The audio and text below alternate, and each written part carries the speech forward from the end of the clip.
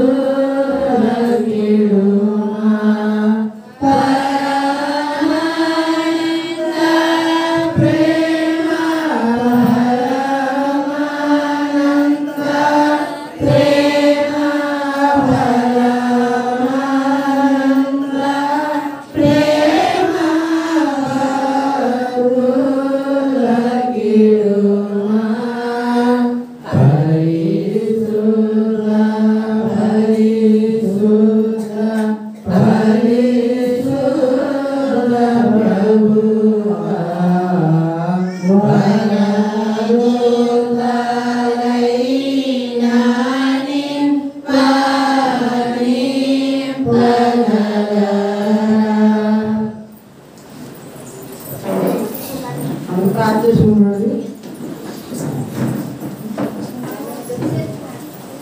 సదాశివరావు కూడా ఈరోజు మా ప్రియపడుతుంది.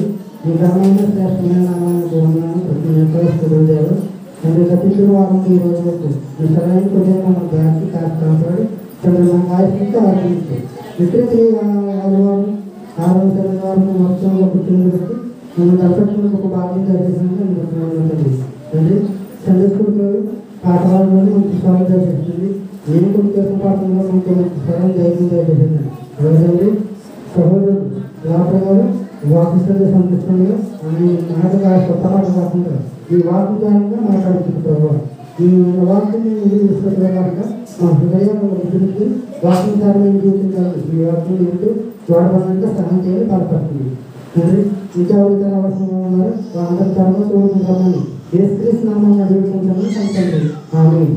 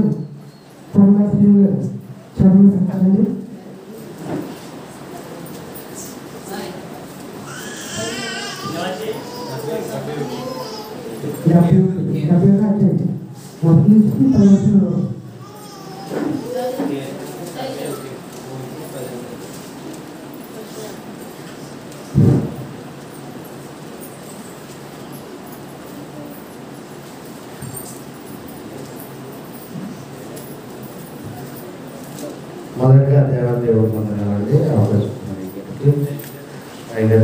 వందనాలు. అదేవిధంగా కూడు చూస్తున్నాను అందరికీ వందనాలు. వాక్యం చదువుతాను. యెహోవా నేను శరణజొచ్చి ఉన్నాను, నన్నెన్నడూ సిగ్గుపడనీయకుము.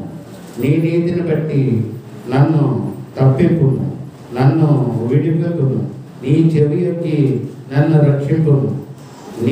నేడు నిత్యము నేను నిత్యము చొచ్చుకున్నట్లు నాకు ఆశ్రయదుర్గముగా ఉండును.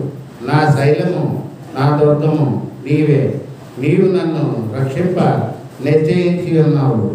నా దేవ భక్తిహీనుల చేతిలో నుండి నన్ను రక్షింపు. కీడు చేయు వారి పట్టులో నుండి, బలాత్కారుని పట్టులో నుండి నన్ను విడిపింపు. నా ప్రభువ యెహోవా నా నిరీక్షణ సంఘం నీవే. బాల్యం నుండి నా ఆశ్రయము నీవే. గర్భవాసినైనది మొదలుకొని నీవే నాకు ప్రాపకుడై ఉంటివి. తల్లి గర్భం నుండి నన్ను ఉద్భవింప చేసిన వాడవు నీవే. నిన్ను గూర్చి నేను నిత్యము స్థితిగానం చేయదు. నేను అనేకులకు ఒక వింతగా ఉన్నాను, అయినను నాకు బలమైన ఆశ్రయము నీవే.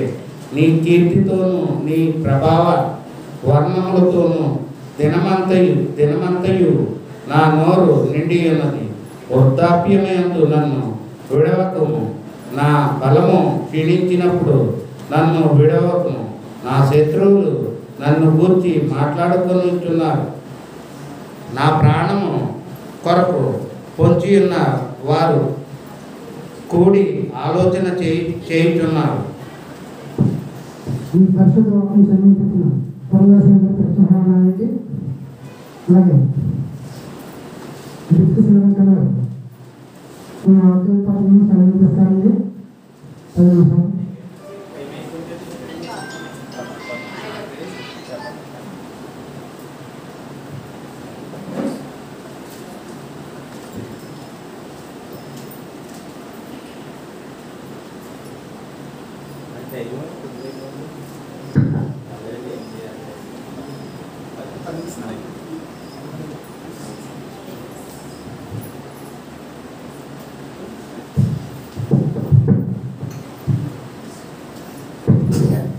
ఘనమైన దేవుడు, ప్రభు కలిగిన దేవుడు, గతించిన ఆదివారం నుంచి ఈ ఆదివారం వరకు ఆయన యొక్క సజీవమైన రెక్కల చాటున చలనైన కృపతో మనందరినీ కాచి దాచి కాపాడి మరొక ఆదివారం ప్రీతిగా మనందరినీ ఆయన సన్నిధిలోని సన్నిధాన వర్తనగా మనం నిలబెట్టే విధానం బట్టి ముందుగా దేవదేవుని కృతజ్ఞతలండి. అలాగే అండి మన సహోదరులు మన స్థానిక సంఘ సేవకులు మన మధ్యలో ఉన్నారండి. ఆయన హైదరాబాద్లోని భరత్ నగర్లో క్రీస్తాన్ని స్థాపించి అక్కడ కూడా అనేక మందికి వాక్య సందేశాలు వినిపిస్తూ అనేక మంది ఆత్మ రక్షణార్థమైన ఎంతో కష్టపడుతున్నారు. వారి కుటుంబం కూడా వారికి ప్రత్యేకమైన ఉండాలని వారికి వారి కుటుంబానికి. అలాగే మన ప్రభువును మన రక్షకుడైనటువంటి యేసుక్రీస్తు ప్రభు యొక్క ఆయన మన కోసం ఆయన ప్రాణాన్ని శిలువలో దారిపోసారు. ఆయన స్మరించుకోవడానికి, ఆయన జ్ఞాపకం చేసుకోవడానికి, ఆయన కృతజ్ఞత చెప్పుకోవడానికి మనం అందరం కూడా సంఘంగా కూడి ఉన్నాం. కూడి వచ్చి మీ అందరూ కూడా ప్రత్యేకంగా ఉండాలండి. దేవదేవుని కృప ఆయన యొక్క దయ మన అందరి మీద ఉండడం వల్ల మన యొక్క ఆదివారం మనం అందరం ప్రీతిగా మరోసారి కూడుకోవడం జరిగిందండి. అందుని బట్టి నాకు ఇచ్చినటువంటి అవకాశాన్ని బట్టి ఒక 10 నిమిషాలు క్లుప్తంగా దేవుని వాక్యాన్ని చెప్పడానికి నేను మీ అందరూ ఉంచున్నాను. దయచేసి చెప్తున్న వాక్యాన్ని కొంత శ్రద్ధశక్తితో వినాలని మనస్ఫూర్తిగా కోరుచున్నాండి. గత వారం నేను మీతో ఒక అంశం గురించి మాట్లాడడం జరిగిందండి.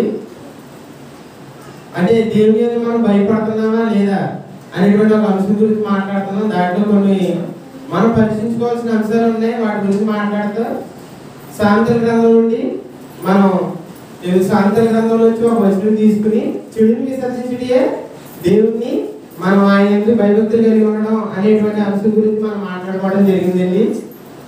అయితే ఈ చెడుని విసర్జించడం అనేటువంటి ఒక ఈ అంశం గురించి మాట్లాడుతూ కొద్దిగా మన వారం అయితే కొద్దిగా మాట్లాడేదండి. ఈ వారంతో ఆ అంశాన్ని ముగించేసి తర్వాత ఇంకా ఈ యొక్క దేవుని యొక్క మనం భయభక్తులు కలిగి ఉన్నామా లేదా అనేటువంటి అంశాలు చాలా అంశాలు ఉన్నాయండి. వాటి గురించి రాగల దినాల్లో ఒక్కొక్కటి మాట్లాడుకోవచ్చండి. ముఖ్యంగా ఈ రోజు సంఘాల నుండి చాలా మంది దేవునికి లోపడుతున్నాము, భయపడుతున్నాము అని అనుకుంటున్నారు తప్ప చాలా మంది అటు వారిగా లేరండి. సంఘాలే కాదు, లోకంలో ఒకసారి చూస్తే బయట ఈ రోజు ప్రపంచం ఎలాగుందంటే చాలా దారుణమైన స్థితిలో ఉందండి. ఈ రోజు ప్రపంచం ఉదయం లేచిన కాడి నుంచి ఒక పేపర్ చూసినా, ఒక టీవీలో చూసినా, ఎక్కడ చూసినా సరే అనేకమైనటువంటి విధానాలు పేపర్లో కానీ దేంట్లో కానివ్వండి ఎన్నో ఘోరాలే తప్ప మంచి ఏమీ కనపట్లేదండి. ఎక్కడ చూసినండి లోకం అంతా చెడిపోయినటువంటి లోకంలో బ్రతుకుతున్నాం మనం అందరం. మనం కూడా సంఘంలో ఉంటూ మనం కూడా అలాంటి లక్షణ ఇప్పుడు మన మనసులో చెడు ఆలోచన ఉంటేనే కదండి ఏదైనా తప్పు చేయాలని అనుకుంటాం. మనం అలాంటి తప్పుడు ఆలోచన మనలో ఉంటేనే చేయాలని అనుకుంటాం. అలాంటి వారికి మనలోనూ కూడా సంఘాల్లోనూ కూడా ఎవరైనా ఉన్నారేమో ఒకసారి పరీక్ష చేయించుకోండి.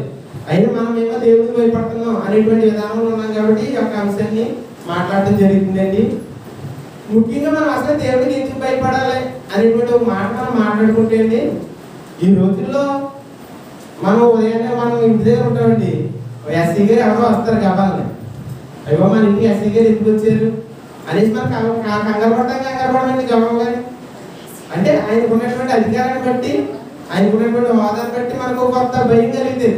అంతకుమించి పై అధికారులు ఎవరు వచ్చినా కొద్ది గొప్ప మనం భయపడతాం. అంటే లోకంలో శాశ్వతం కానీ ఉద్యోగాలు, శాశ్వతం కానీ పదవులు ఇలాంటి వాటిలో ఉన్న వాళ్ళకే మనం భయపడుతున్నాం. మరి దేవుడికి మనం భయపడాలంటే దేవుడి యొక్క అర్హత ఏంటో తెలిసే కష్టమే. ఆయనకు ఉన్నటువంటి అర్హతలు ఒకసారి యెషయా గ్రంథం దీన్ని అందరూ కూడా యెషయా గ్రంథం దీన్ని అందరూ కూడా యెషయా గ్రంథం 57వ అధ్యాయం.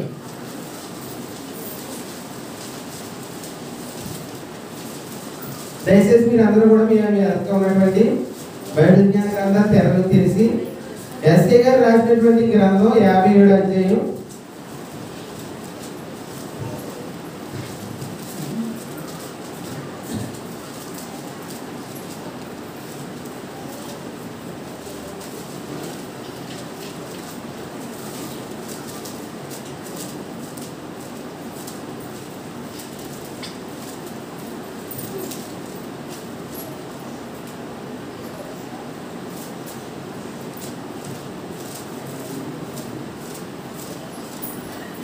57వ అధ్యాయం 13వ వచనం ఒకసారి చూడండి అందరూ కూడా.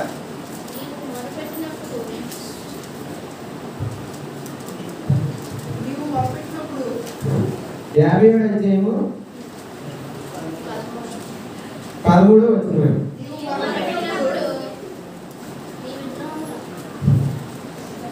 15వ వచనం క్షమించండి, 15వ వచనం చూడండి.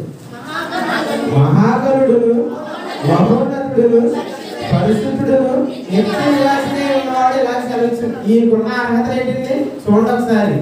మహాగణుడు, మహోన్నతుడు, పరిశుద్ధుడు, నిత్య నివాసి. ఎవరిచ్చారండి ఈ అర్హత?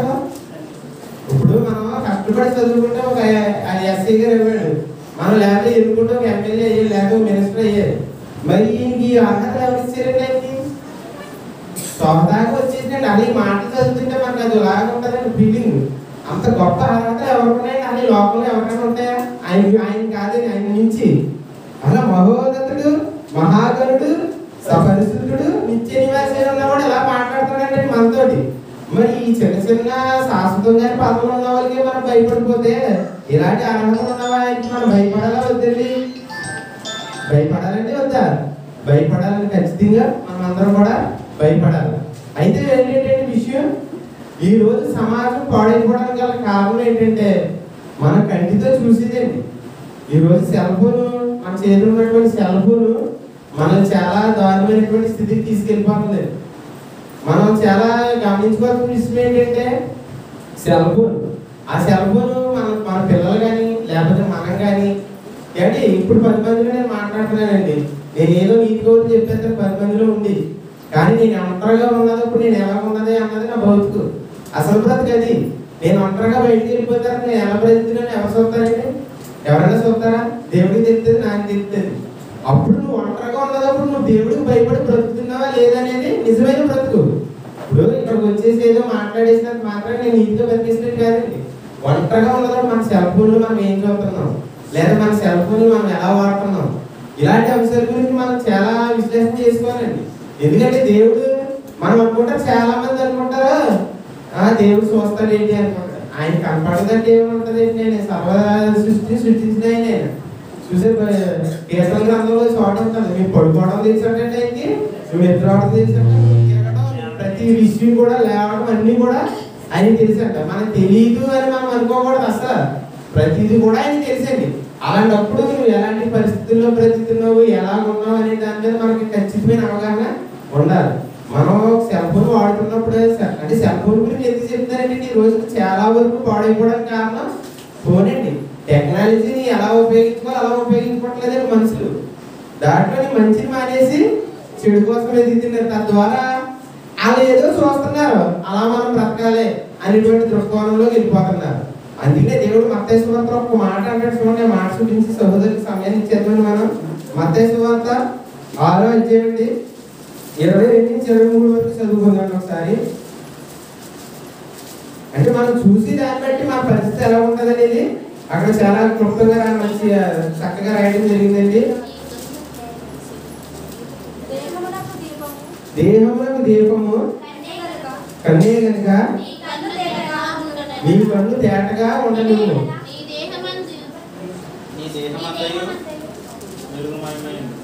మన కన్ను బాగుంటేనంటే మనం చూసి దృష్టికోణం బాగుంటే మన దేహం అంతా బాగుంటుందండి. మీకు అర్థమవుతుందండి? మనం చూసే చూపులో ఉంటుందండి అంతా. నువ్వు చెడుగా చూస్తున్నావా మంచిగా చూస్తున్నావా అనేది నీ కంట్లో నీ చూసే చూపులో ఉంటుంది. నీ కన్ను నీ దేహానికి దీపం. నువ్వు చక్కగా బ్రతకాలన్నా నువ్వు ఇప్పుడు చేరకుందాక చెప్పినట్టండి ఏం చూస్తున్నారో అదే చేయాలనుకుంటున్నారు ప్రజలు. ఇప్పుడు కోర్టుకి వెళ్తాము మనం, అక్కడ నువ్వు విన్నావా అని అడగరండి, నువ్వు చూసావా అని అడిగితారు. చూసిందని నమ్ముతారు, చూస్తే చెప్పంటారు. అలాగా మన పిల్లలు ఏం చేస్తారంటే చాలా మంది పిల్లలే కాదు కొంతమంది వాక్యం తెలియని వాళ్ళు చూసిందని మనం కూడా ఎందుకు చేయకూడదు అనేటువంటి ఆలోచనలోకి వెళ్ళిపోయి దేవుడికి భయపడకుండా వాళ్ళ ఇష్టానుసారమైనటువంటి నిర్ణయాలు తీసుకున్నారు. కాబట్టి ఈ యొక్క చెడిపోవడానికి ఒక మార్గం మనం చూసేటువంటి దృశ్యాలు. కాబట్టి మన కన్నుని మనం చాలా జాగ్రత్తగా మంచి కొరకు చూడాలి, వాక్యం కొరకు చూడాలి, వాక్యాన్ని వెతకడంలో ఉండాలి. కాబట్టి నా మాట మీకు అర్థమైంది అని అనుకుంటున్నాను. దయచేసి నేను ఇంకా చెప్పదలుచుకున్నానండి, కాకపోతే సమయం చాలా ఎక్కువైపోతుందండి. లైవ్ కొంచెం ప్రాబ్లం అవడం వల్ల వచ్చే వారం మళ్ళీ కొత్తగా మాట్లాడుతున్నాను. దాన్ని బట్టి వందనండి, సమయాన్ని సౌదర్యం చేస్తున్నాను. వందండి. ఈ సమయం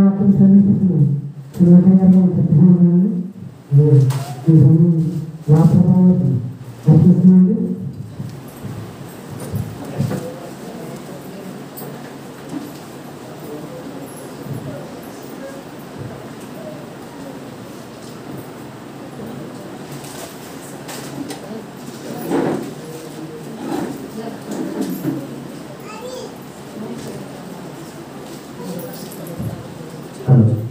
హలో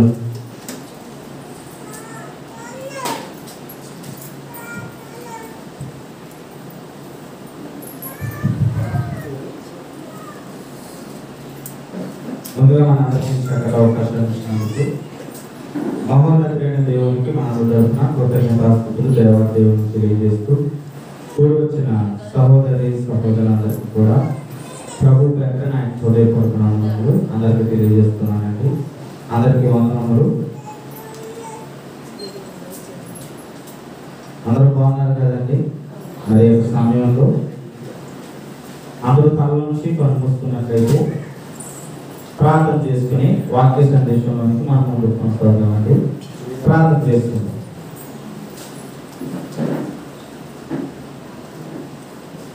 మమ్మల్ని అతిమికిలిగా ప్రేమిస్తున్న మా ప్రియపరలోకి తండ్రి, మీ ఘనమైన అతి శ్రేష్టమైన నామమునకు కృతజ్ఞతాస్తుతులు స్తోత్రములు తెలియజేస్తూ ప్రభువా, గతించిన వారమంతా కూడా మీరు ఎక్కడ చోట మమ్మల్ని కాచి కాపాడి మరి యొక్క ఆదివారం మీకు విధముగా మేమందరం కలిసి మిమ్మల్ని ఆరాధించడంలో మీరు మాకు అనుగ్రహం చేసిన గొప్ప సమయాన్ని బట్టి మీకు స్తుతులు స్తోత్రములు తెలియజేస్తూ ఈ ఆరాధన కార్యక్రమంలో ఎప్పటి వరకు విన్న కొద్ది మాటలను బట్టి ప్రభువా, మేమందరము కూడా అటు విధముగా జాగ్రత్త కలిగి ఎవరు ఉన్నా లేకపోయినా మీరు మమ్మల్ని చూస్తూ ఉన్నారనే ఉద్దేశంతో ప్రభువా, మేమందరము కూడా నిత్యము నిరంతరము మీ యొక్క సేవా పరిచర్యలో వాడబడుతూ మీ యొక్క వాక్యానుసారంగా మేము ఎదగడానికి నడవడానికి మీ యొక్క సహాయాన్ని మాకు దయచేయండి. ఈ యొక్క సమయంలో ప్రభువా చెప్పిన వెంకన్న గారిని కూడా దీవించి మేము మమ్మల్ని కూడా జ్ఞాపకం చేసుకున్నాను ప్రభావ. మరి ముఖ్యంగా నాయన నేను కూడా ఇప్పుడు కొద్దిసేపు మీకు వాక్యమును చదువుకోవచ్చు కదా, నాకు చక్కటి జ్ఞానమును జ్ఞాపశక్తిని ధైర్యమును దయచేయండి. వినుచున్న ప్రతి ఒక్కరూ కూడా ప్రభావ వినగలిచేవాళ్ళని గ్రహించిన హృదయాన్ని దయచేయండి. ముఖ్యంగా ప్రభావ నేను చెప్తున్నంతసేపు కూడా వారందరూ కూడా చక్కగా మనసు పెట్టి వినడానికి ఉన్నది ఉన్నట్లుగా ప్రభావ తెలియచెప్పడానికి నాకు సహాయం అందించమని చెప్తున్నంతసేపు కూడా ప్రభావ అలా ఉన్నవో లేదో అని లేఖనములు పరిశీలిస్తూ వినువారు బిడ్డకు మీ యొక్క సహాయాన్ని వారందరికీ కూడా అనుగ్రహించండి. ఆది నుంచి అంచం వరకు మీరే అధ్యక్షులను నడిపించి మీ యొక్క ఆత్మ సహాయం మాకు దయచేయండి. యేసుక్రీస్తు నామమును అడిగి వేడుకుంటున్నాం మా ప్రియపరలోకపు తండ్రి. ఆమేన్.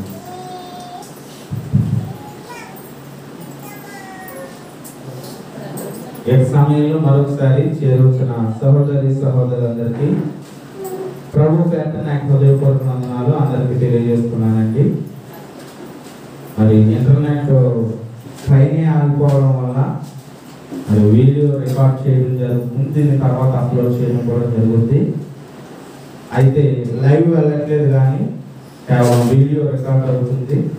ఒకవేళ ఎవరైనా కనుక వీడియో రికార్డింగ్ ఆగిపోయినట్లయితే తెలియజేయండి, మళ్ళీ స్టార్ట్ చేస్తారు. మీకు అక్కడ కనిపిస్తుంది కదా స్క్రీన్ మీద. ఒకవేళ ఆగిపోయినట్లయితే మాకు తెలియజేయండి, వెంటనే కంటిన్యూ చేయడం జరుగుతుంది. ఎందుకంటే ఇదంతా కూడా మళ్ళీ మనం ఆ యూట్యూబ్ ఛానల్లో అప్లోడ్ చేయాలి కాబట్టి ఈ యొక్క సమయంలో ఏదేమైనప్పటికీ మళ్ళా దేవాది దేవుడు చక్కటి అవకాశాన్ని మనందరికీ అనుగ్రహింపజేశాడు. మరొక ఆదివారం ఈ విధంగా దేవుని నామాన్ని కనపరుచుకోగలుగుతున్నాం. అయితే చాలా మంది వచ్చిన వారు ఉన్నారు, ఇంకా రావాల్సిన వారు ఉన్నారేమో. మరి వారు కూడా ఒకవేళ మైక్ ద్వారా విన్నట్లయితే దయతో త్వరపడి మరి రావాల్సిందిగా వారికి ప్రేమపూర్వకంగా మనవి చేస్తున్నాం. ఈ సమయంలో మనందరం కూడా అంశంలోనికి వెళ్దామండి. పేతురు రాసిన మొదటి పత్రిక 2వ అధ్యాయము. పేతురు రాసిన మొదటి పత్రిక 2వ అధ్యాయము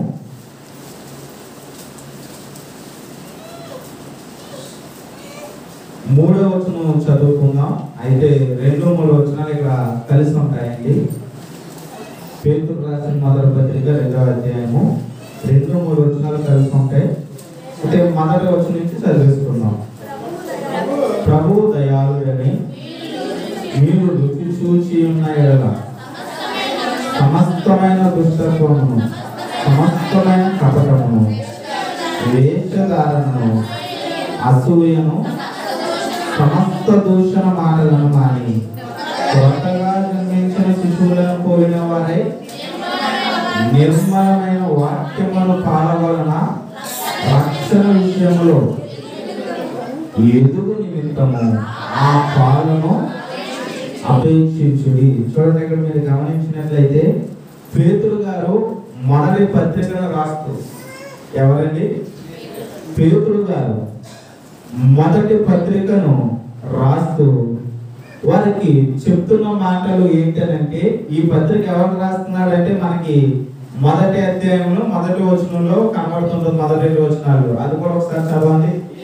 యేసుక్రీస్తు అపోస్తలుడైన పేతురు తండ్రి అయిన దేవుని భవిష్యత్తు జ్ఞానమును బట్టి ఆత్మ వలని పరిశుద్ధత పొందిన వారై విధేయులవుటకును యేసుక్రీస్తు రక్తము వలన ప్రోక్షించబడుటకును ఏర్పరచబడిన వారికి, అనగా పొంతు, గలతీయ, కపదోకియా, ఆసియా, బితునియా అనే దేశముల యందు చెదరిన వారిలో చేరిన యాత్రికులకు శుభమని చెప్పి వ్రాయున్నది. అంటే చూడండి, ఈ ఏవైతే మనం 5 దేశాలు, దాదాపు ఎన్ని దేశాలండి?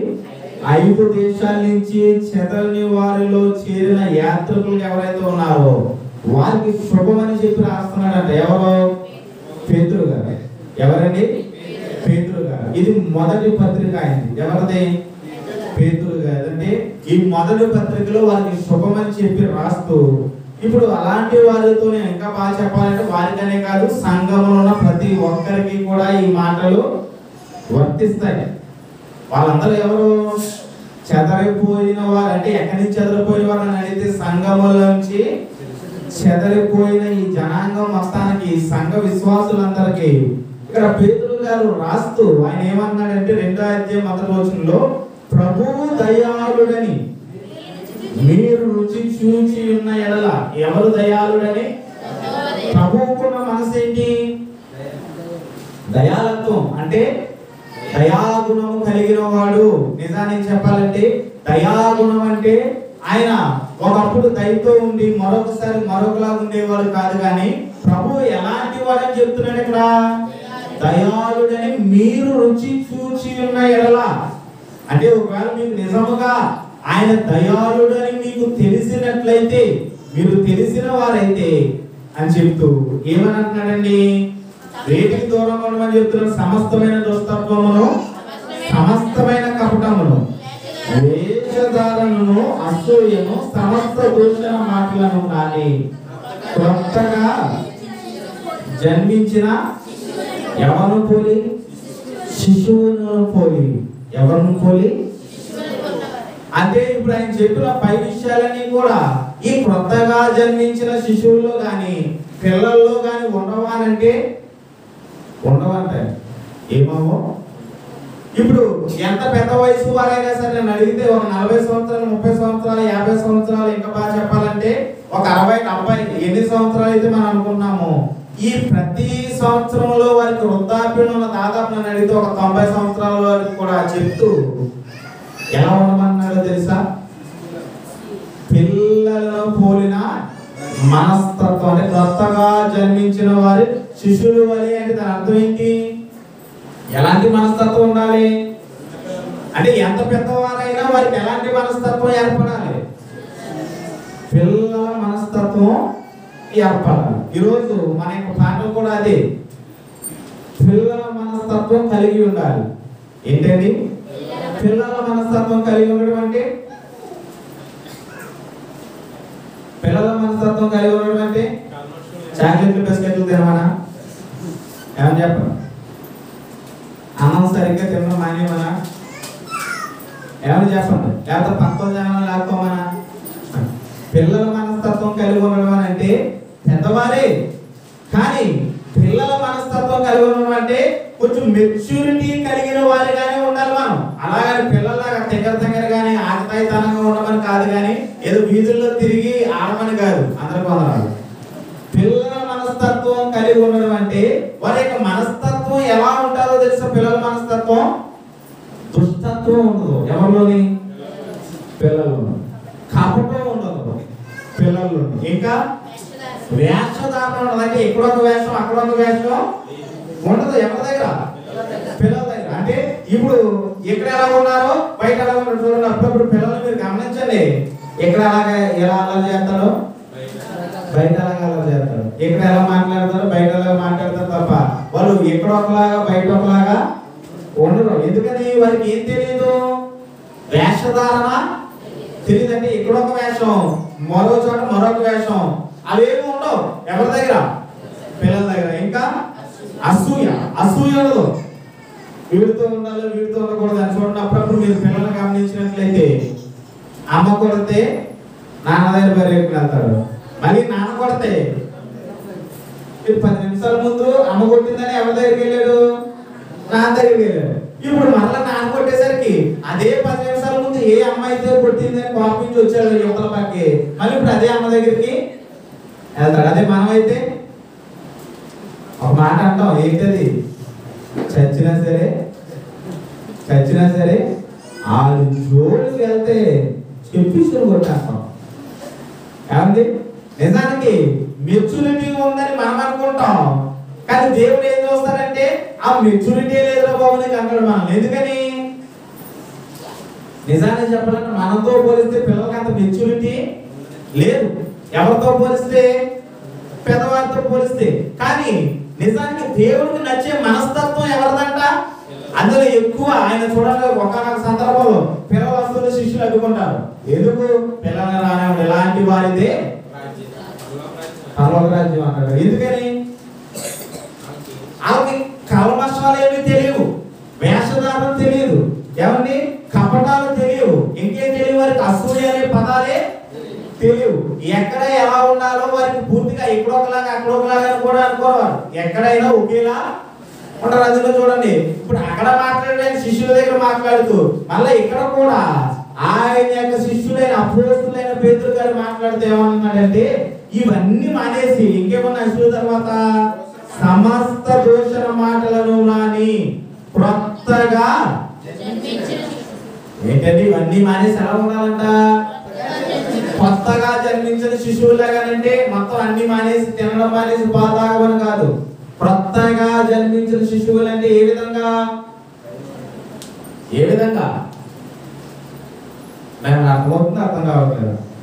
ఇవన్నీ ఎవరిలో ఉండవు? పిల్లల్లో ఉండవు. పిల్లల్లో ఉండవు కాబట్టి ఈరోజు అలాంటి మనస్తత్వం మనం ధరించుకోవాలి. ఎందుకంటే మనం ఎదిగే కొద్ది మనం అనుకుంటున్నాము మన మైండ్ సెట్ మారిపోతుంది, మనం మెచ్యూరిటీగా ఆలోచిస్తున్నాం, చాలా చక్కగా ఇతరులతో మాట్లాడగలుగుతున్నాం అని మనం అనుకుంటున్నాం. కానీ కొన్నిసార్లు మనం మాట్లాడే కొన్ని మాటలు లేకపోతే మనం బిహేవ్ చేసే బిహేవియర్ ఏదైతే కొన్ని పద్ధతులు ఉన్నాయో చిన్నపిల్లల కంటే దారుణంగా ఉంటాయి. ఎవరి పద్ధతులు మనం అనుకుంటాం, కానీ అప్పుడప్పుడు మనమే నేర్పుతాం. ఎవరికి? పిల్లలకి. ఏమని? వాళ్ళ ఇంటికి వెళ్ళొద్దంటే వాళ్ళ ఇంటికి వెళ్తాడు.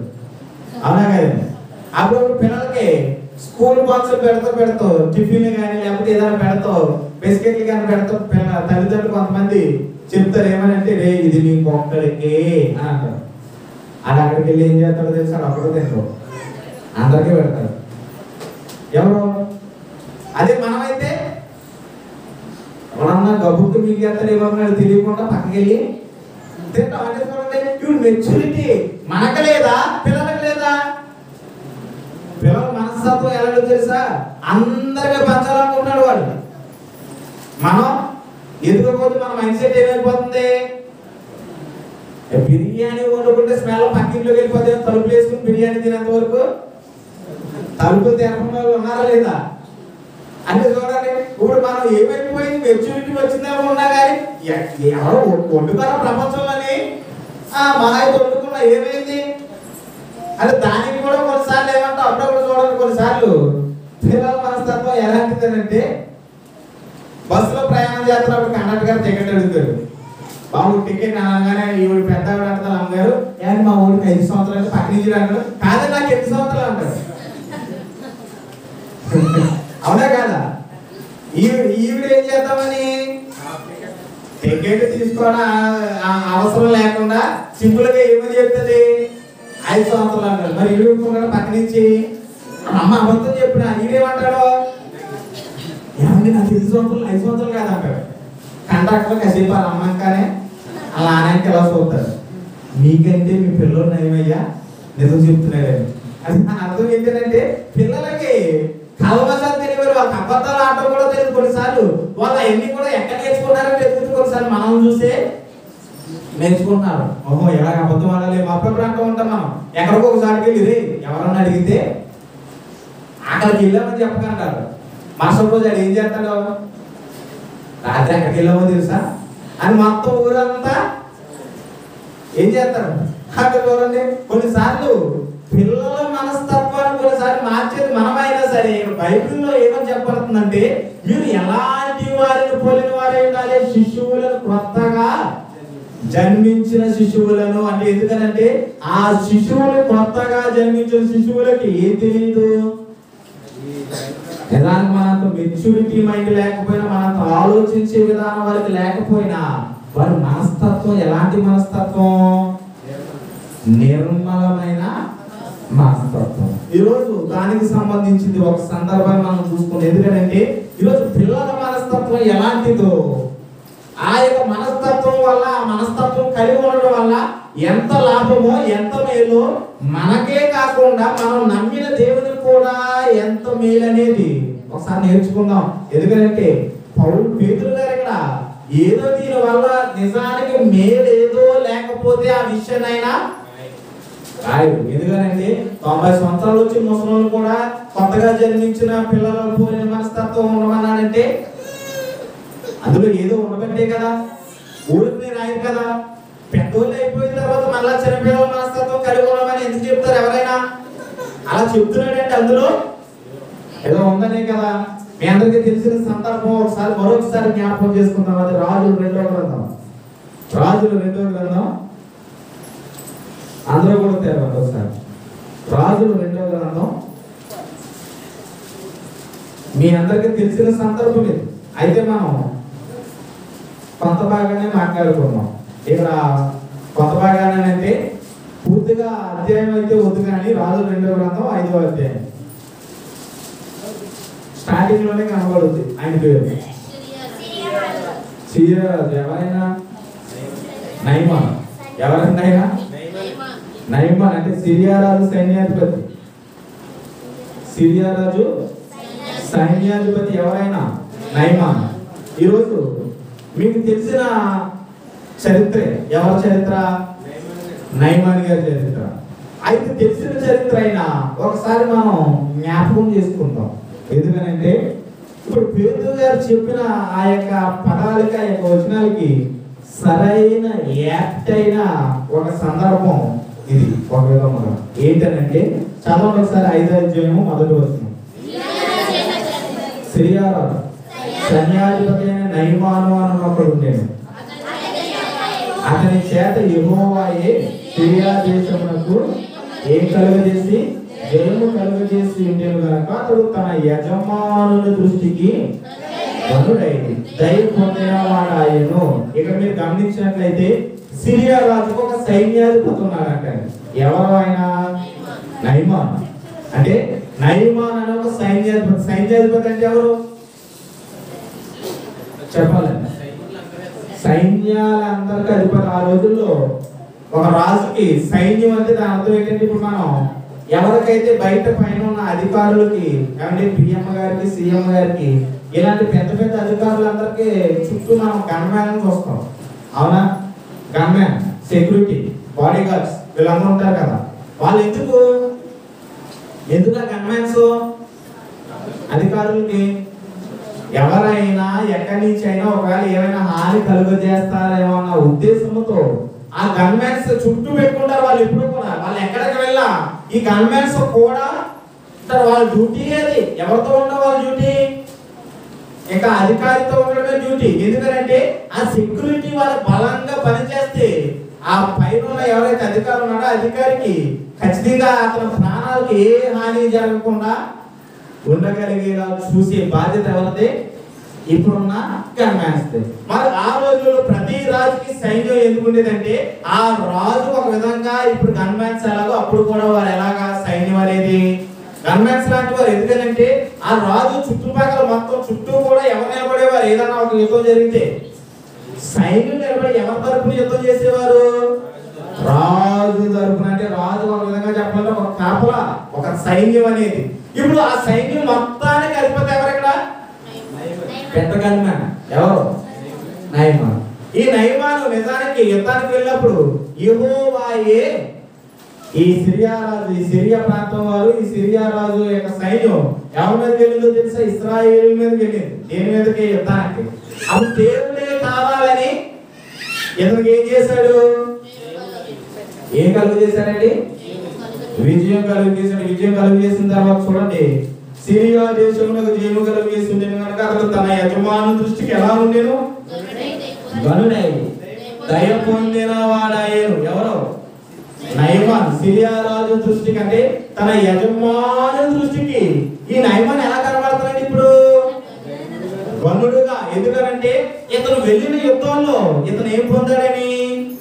విజయం సాధించాడు. కాబట్టి ఆ విజయం సాధించిన ఘనతకి ఇతను ఏం చేస్తున్నాడంటే నయమానికి సిరియా రాజు దయ పొందిన వాడిగా కనబడుతున్న నయమాన్ సిరియా రాజు. అందుకని మీరు గమనిస్తే చాలా ఘనముగా చక్కగా చూస్తున్నాడంటే ఎవరిని? ఏమన్నా అర్థమవుతుందో అర్థం కావట్లేదు అని చెప్పి అందరికీ కొంతసారి అర్థం చేస్తాం. అందరికీ అర్థం, అందరికీ అర్థమవుతుందా? చెప్పేది వినపడుతుందా? ఏమండి? నెట్ రావట్లేదు, లైవ్ వెళ్తలేదు, ఇది రికార్డింగ్లో వెళ్తుంది. ఇక్కడ మీరు సరిగ్గా గమనిస్తే ఇక్కడ నయమాను ఎవరు దయ పొందిన వాడే కనపడుతున్నాడు ఇప్పుడు? సిరియా రాజు దయ. ఎందుకని? ఎందుకంటే అతని వల్ల ఆ యుద్ధం ఏమైంది? విజయం పొందారు వాళ్ళు ఆ యుద్ధంలో. ఆ పొందిన యొక్క కారణం చేత దయ పొందిన వాడిగా కనబడుతున్నాడు నయమాను. అయితే చూడండి, ఇక్కడ ఎంత పరాక్రమశాలి అయిన ఇతను మీరు గమనిస్తే అతడు మహాపరాక్రమశాలి అయి ఉండేను కానీ అతను ఎవరు? ఎందుకే? కుష్ఠరోగి. ఎవరు? నయమాను. అంటే చూడండి, నయమాను పేరుకి ఒక విధంగా ఎలా కనబడుతున్నాడు? పరాక్రమశాలిగా కనబడుతున్నాడు. యుద్ధాన్ని జయించుకుని వచ్చేసాడు కానీ అతను కూడా వీక్నెస్, అతను కూడా మైనస్ ఏంటంటే కుష్ఠరోగి. ఎవరు? కుష్ఠరోగి అంటే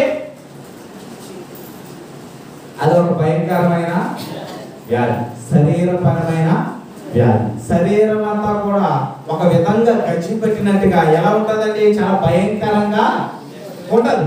ఇప్పుడు ఆ చర్మం అనేది మనకున్నంత స్మూత్ గా ఉండదు. ఎవరి శరీరం? కుష్టి వచ్చిన వారి శరీరం. వారికి చాలా దారుణంగా ఆ కురుపుల్లాగా ఒక విధంగా శరీరం అంతా పగిలిపోయినట్టుగా అదో విధంగా మనం ఎక్స్ప్లెయిన్ చేసుకుంటే చాలా దారుణంగా ఉంటుంది. అలాంటి పరిస్థితులు ఉన్న ఈ నయమానికి దేవుడు ఏం చేశాడంటే జయము కలుగజేశాడు. బట్ ఈయన కుష్ఠరోగంతో ఉన్నప్పటికీ ఈయన ఎవరంట? మహా పరాక్రమశాలి. అంటే యుద్ధంలో నైపుణ్యం కలిగిన వాడు ఎవరు? నయమాను. ఎవరండి? నయమాను. ఇక్కడ మీరు గమనించినట్లయితే ఇప్పుడు ఇతని కోసం ఏమని చెప్పబడుతుందంటే చూడండి, 2వ వచనం. తొందరగా మనం ముందుకు కొనసాగుతూ 2వ వచనం. సిరియనులు గుంపులుగా బయలుదేరి ఇశ్రాయేలు దేశం మీదకు పోయి ఉండేది. వారు అచ్చటి నుండి ఒక చిన్నదాని చెరవని తేగ అది నయమాను భార్యకు పరిచారము చేసి. చూడండి, ఇక్కడ సిరియనులు గుంపులుగా బయలుదేరి ఏ దేశం మీదకి వెళ్ళిపోయారు? ఇశ్రాయేలు దేశం మీదకి వెళ్ళిపోయారు. ఎవరు? సిరియన్లు. ఎలా వెళ్ళారు వీళ్ళు? సిరియన్లు అంటే ఇక్కడ సిరియా రాజు జరుపుకున్న వాళ్ళందరూ కూడా ఈ నయమానుతో సహా కొంతమంది ఏమైపోయారు? ఇక్కడ గుంపులుగా ఏ దేశం మీదకి వెళ్ళారు? ఇశ్రాయేల్ దేశం మీదకి వెళ్ళారు. ఈ ఇశ్రాయేల్ దేశం మీదకి వెళ్ళి వాళ్ళు అక్కడి నుంచి వస్తూ ఒక చిన్నదాన్ని చెరగొని తేగ. అంటే చూడండి, ఒక అమ్మాయిని, ఒక చిన్నదాన్ని ఏం చేశారంటే వీళ్ళు చెరగొని తీసుకుని వచ్చారు. ఎవరిని? చిన్నదాన్ని. అంటే చూడండి, మీరు గమనించినట్లయితే ఇక్కడ మీకు అర్థమవుతుందో అర్థం కావట్లేదో తెలియదు కానీ మొత్తం మీద సరిగ్గా చదివినట్లయితే వీళ్ళు ఈ ఇశ్రాయేలు దేశం మీద గుంపులుగా వెళ్ళి వస్తూ ఏదో మార్కెట్ లో సరుకులు తెచ్చినట్టుగా, లేకపోతే ఏదో ఆట బొమ్మలు తెచ్చినట్టుగా ఒక చిన్నదాన్ని, అంటే ఒక అమ్మాయిని, ఒక చిన్న అమ్మాయిని ఎలా తీసుకొచ్చారు? పాపా నిన్ను మా ఇంటికి తీసుకెళ్ళి చక్కగా చదివిస్తాం, మంచి బట్టలు కొనడం, లేకపోతే నిన్ను చక్కగా యువరాణిలో చూసుకుంటామని తీసుకెళ్ళలేదు. అక్కడ ఒక పదాన్ని వాడు ఏమని, చిన్నదాన్ని చెరగొని తేగ. చెరగొని అంటే బంధించి ఒక విధంగా బలవంతముగా తీసుకొచ్చారు చిన్న పిల్లని. ఎక్కడి నుంచి? ఇశ్రాయేలు ప్రాంతం నుంచి. అంటే మీరు గమనించినట్లయితే వీళ్ళు వస్తూ ఏం చేశారంటే ఆ చిన్న అమ్మాయిని బలవంతంగా, ఇష్టం లేకుండా, అందులో చూడండి అప్పుడప్పుడు మనం చెర అనే పదం కనబడిన ప్రతిసారి కూడా, చెర అంటే ఏంటి? అది ఒక బందీ గృహం.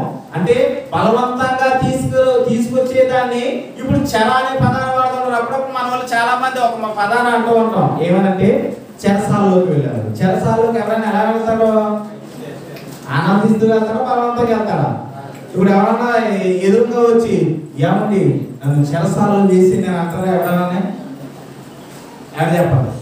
ఆ చెరసాలలో వేసేయండి పోలీసులకు అందుకోవడం ఎందుకు?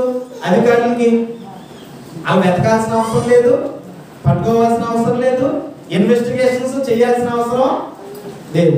ఎవరైనా కనుక అలా వచ్చే వాళ్ళు ఉంటే అలా రారు. కాబట్టి ఇప్పుడు చెర అంటే ఏంటది? చాలా ఘోరమైనది, భయంకరమైనది. చాలా మంది ఏమంటూ ఉంటారంటే అక్కడ ఫుడ్ మంచిగా పెడతా ఉంటారు. చాలా మంది అప్పుడప్పుడు అంటూ ఉంటారు, ఫుడ్ పెడతారు, దానికి తగ్గట్టుగా గడ్డి పెడతారు. ఎక్కడ?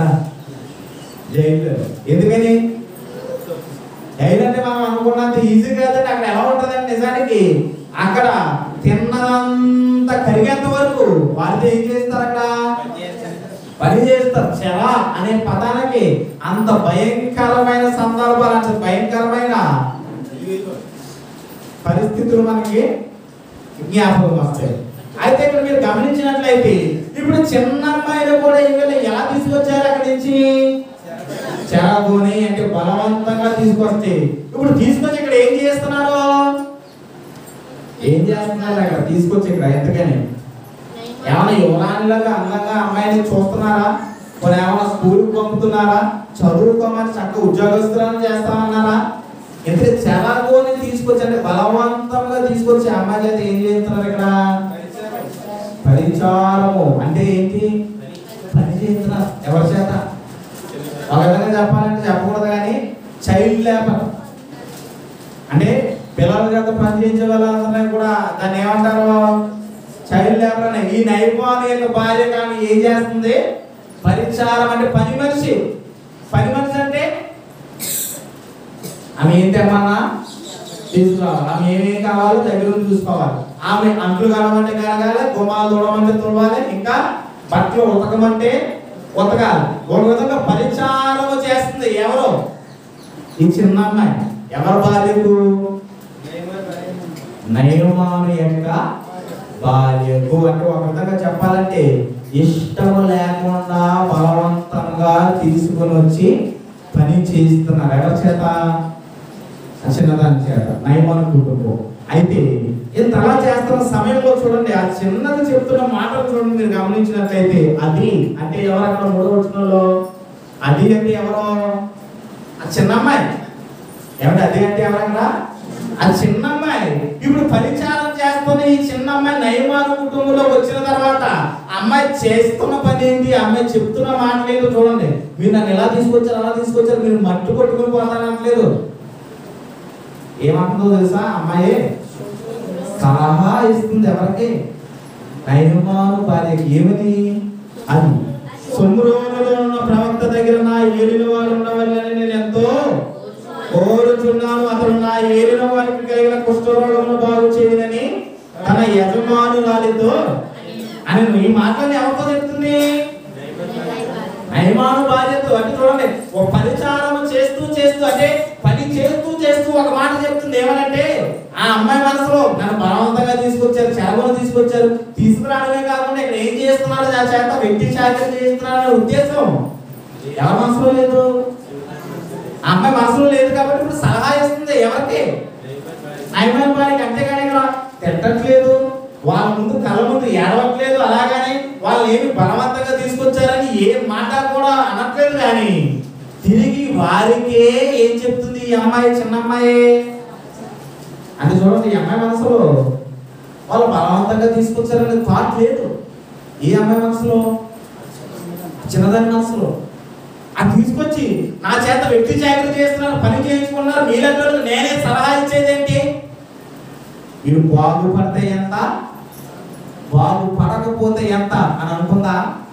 పైగా అక్కడ ఏ పదజాలాన్ని వాడుతుందో తెలుసా, నా యజమానులు అంటే నా ఏలిన వాడు ఉండవాలంటే. చూడండి, అంత బలవంతంగా తీసుకొచ్చిన నయమాన్ని ఏం చేస్తుంది ఈ చిన్నమ్మాయి, గౌరవిస్తూ మాట్లాడుతుంది. ఏ అమ్మాయి, చిన్న అమ్మాయి. చూడండి, వాళ్ళు తీసుకొచ్చిన పద్ధతి ఎలా ఉంది, ఈ అమ్మాయి మాట్లాడుతున్న మాటలు ఎలా ఉన్నాయి. పైగా ఏమని చెప్తుంది, నా చూసింది అతను కుష్ఠరోగం చూసి ఆ చిన్నమ్మాయి ఏం చెప్తుందంటే, ఇదిగో మా ప్రాంతంలో ఒక ప్రవక్త ఉన్నాడు, ఆ ప్రవక్త దగ్గర తీసుకెళ్తే నా ఏలిన వాడు ఏమవుతాడని చెప్తుందండి ఇక్కడ. ప్రవక్త దగ్గర, అది సొమ్రోనులో ఉన్న, అంటే మా ప్రాంతంలో సొమ్రోనులో ఉన్న ప్రవక్త దగ్గర నా ఏలిన వాడు ఉండవాలని నేను ఎంతో కోరుచున్నాను. ఎందుకనంటే అతడు నా ఏలిన వారికి కలిగిన కుష్ఠరోగమును బాగు చెయ్యునని తన యజమానురాలితో, ఇదంతా కూడా పనిచేస్తూ తన యజమానురాలితో చెప్తుంది. అమ్మగారు, నా దగ్గర ఒక ఉపాయం ఉంది. ఏంటిదంటే, నా ఏలిన వాడు నయమాన్ గారు, నా ఏలిన వాడు కొన్ని సంవత్సరాల నుంచి దేనితో బాధపడుతున్నాను నేను విన్నాను, కుష్ఠరోగంతో బాధపడుతున్నాను విన్నాను. అయితే ఇప్పుడు అలాంటి ఆయన బాగుపడాలంటే మా ప్రాంతంలో, అంటే సొమ్రోను ప్రాంతంలో నాకు తెలిసిన ఒక ప్రవక్త ఉన్నాడు. ఆ ప్రవక్త దగ్గర మీరు పంపిస్తే అక్కడే ఉండాలని నేను కోరుతున్నాను. ఎందుకో తెలుసా, ఆ ప్రవక్త దగ్గర కనుక వెళ్తే నా ఏలినవాడు ఖచ్చితంగా ఏమవుతాడు. మనమైతే అలాంటి సలహాలు ఇస్తామా, మనసులో ఏమనుకుంటాం, ఈ కుష్ఠరోగంతో వీడు ఏమైపోవాలని బలంగా తీసుకొచ్చినందుకు ఉన్న బలంగానే పోవాలి, వీడికి జీవితాంతం తగ్గకూడదు ఈ కుష్ఠరోగం అని అంటాం ఎవరు. కానీ అక్కడ చిన్నది ఏమని మాట్లాడుతుంది, అసలు వాళ్ళు చేసిన పని ఏంటి, బలవంతంగా తీసుకొచ్చారు. ఇక్కడ పరిచారం చేస్తున్న ఆ చిన్న అమ్మాయితోనే, ఇప్పుడు ఆ చిన్న అమ్మాయి అవన్నీ పక్కన పెట్టి ఆ అమ్మాయి మనసులో థాట్స్ ఏమీ లేవన్న. ఏమంటుంది ఇంకా వాళ్ళకి, బలవంతంగా తీసుకొచ్చి పరిచారం చేయించుకుంటున్న ఆ అమ్మాయి ఏమని మాట్లాడుతుందంటే, అవతల వాళ్ళు ఎవరైతే బలవంతంగా తీసుకొచ్చారో వాళ్ళు బాగుపడాలని వాళ్ళ బాగు కోరి ఏం చెప్తుందామే, మంచిని చెప్తుంది. చెడుని చెప్తుందా, మంచిని చెప్తుందా? ఆ అమ్మాయి చెప్పేది నిజమా కాదా అని మిమ్మల్ని అడుగుతున్నాను. మీకు తెలుసు కదా చరిత్ర మీకు తెలుసు కాబట్టి మిమ్మల్ని అడుగుతున్నాను. ఆ చిన్న అమ్మాయి చెప్పేది నిజమా కాదా? నిజమే.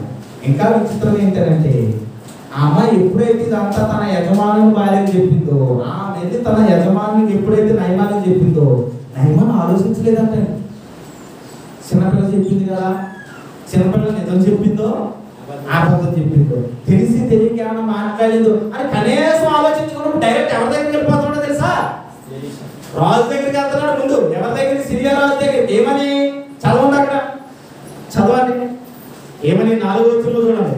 ఆమె ఇలా చెప్పడం ఆలస్యం, ఆ చిన్నదాని మాటను పట్టుకుని ఏమని అన్నాడంటే, నయమాను 4వ వచనం, రాజు వద్దకు పోయి ఇశ్రాయేలు దేశపు చిన్నది చెప్పిన మాటలను అతను తెలియజేయగా, సిరియా రాజు నేను ఇశ్రాయేలు రాజునకు తోట చేత పత్రిక పంపించదని ఆజ్ఞించేది కనుక అతడు 20 మనుగుల వెండి, 1,20,000 రూపాయల బంగారును, 10 దుష్టుల బట్టలను తీసుకొని పోయి ఇశ్రాయేలు రాజునకు పత్రికను అప్పగించాడు.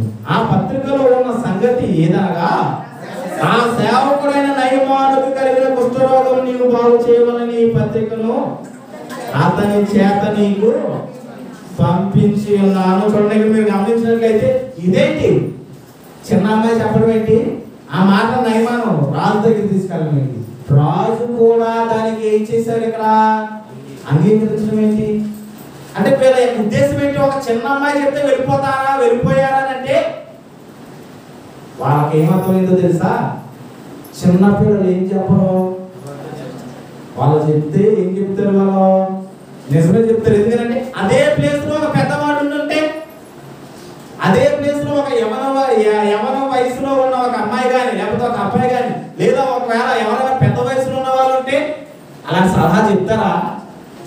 ఏమండి అలా తీసుకొచ్చి పని చేయించుకున్నందుకు, బలవంతంగా తీసుకొచ్చి పని చేయించుకున్నందుకు ఎవరైనా అలాంటి సలహా చెప్తారా అంటే ఇక్కడ చిన్న అమ్మాయి చెప్పగానే వాళ్ళు వెంటనే ఏమయ్యారు? ఎందుకంటే ఆ చిన్న అమ్మాయి ఏం చెప్పదని వాళ్ళ యొక్క గట్టి నమ్మకం అబద్ధము.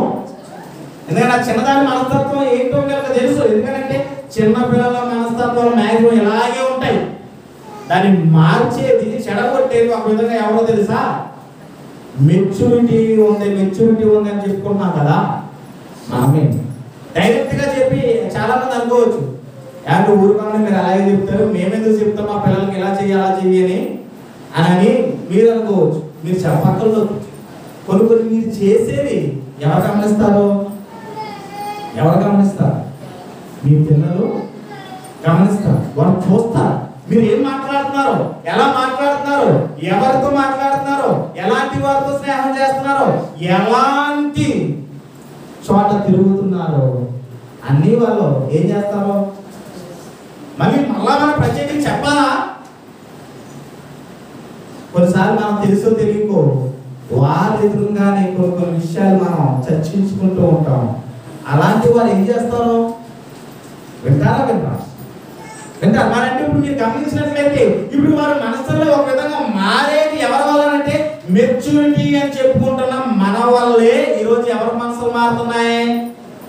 ఏంటంటే వారు చాలా మంచోళ్ళని పిల్లలు, చాలా అమాయకులు, వారికి ఏ కల్మషమో తెలియని వాళ్ళు. నిజాన్ని చెప్పాలంటే వారు చక్కగా ఏదైతే మన ఇంట్లో చెప్తున్నామో చెప్పొద్దన్నా బయటికి వెళ్ళి అదే చెప్తారు. ఎందుకంటే వారికి అబద్ధం ఆడడం తెలియదు. ఇక్కడ కూడా ఈ చిన్న అమ్మాయి చెప్పిన మాటను ఒకటే విధంగా నయమాన్ ఎలా నమ్మాడో తెలుసా? పిల్ల అమ్మాయి చెప్పిందంటే అబద్ధం చెప్పదు. అది నిజమే ఉంటుంది. ఆ మాట ఎవరిదాకా మోసుకుని వెళ్ళిపోయాడు? రాజు దాకా. ఇప్పుడు రాజు కూడా ఏం చేశాడు? అమ్మాయి మాట అక్కడ ఎవరైనా ఉన్నారా? అమ్మాయి తప్ప? మిమ్మల్ని అడుగుతున్నాను, ఎలా చూడండి ఒకసారి అందరూ.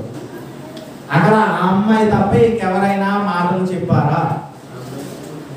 ఆ చిన్న అమ్మాయి మాటలు రేట్ చేసుకుని ఇద్దరు అగ్రి చేసి, అంటే అంగీకరించి ఇద్దరు కూడా ఏ ప్రాంతానికి వెళ్ళాలని సిద్ధపడతారు? ఇప్పుడు ఇశ్రాయేలు ప్రాంతం, అంటే ఇశ్రాయేలు ప్రజలు ఉంటున్నా షోమ్రోను ప్రాంతానికి వెళ్ళాలి. ఇప్పుడు రాజు కూడా ఏమైనా పత్రిక రాజు తెలుసా? ఎందుకంటే రాజుకి ఆల్రెడీ ముందు రాజుకి నయమాను ఎలా కనబడుతున్నాడు?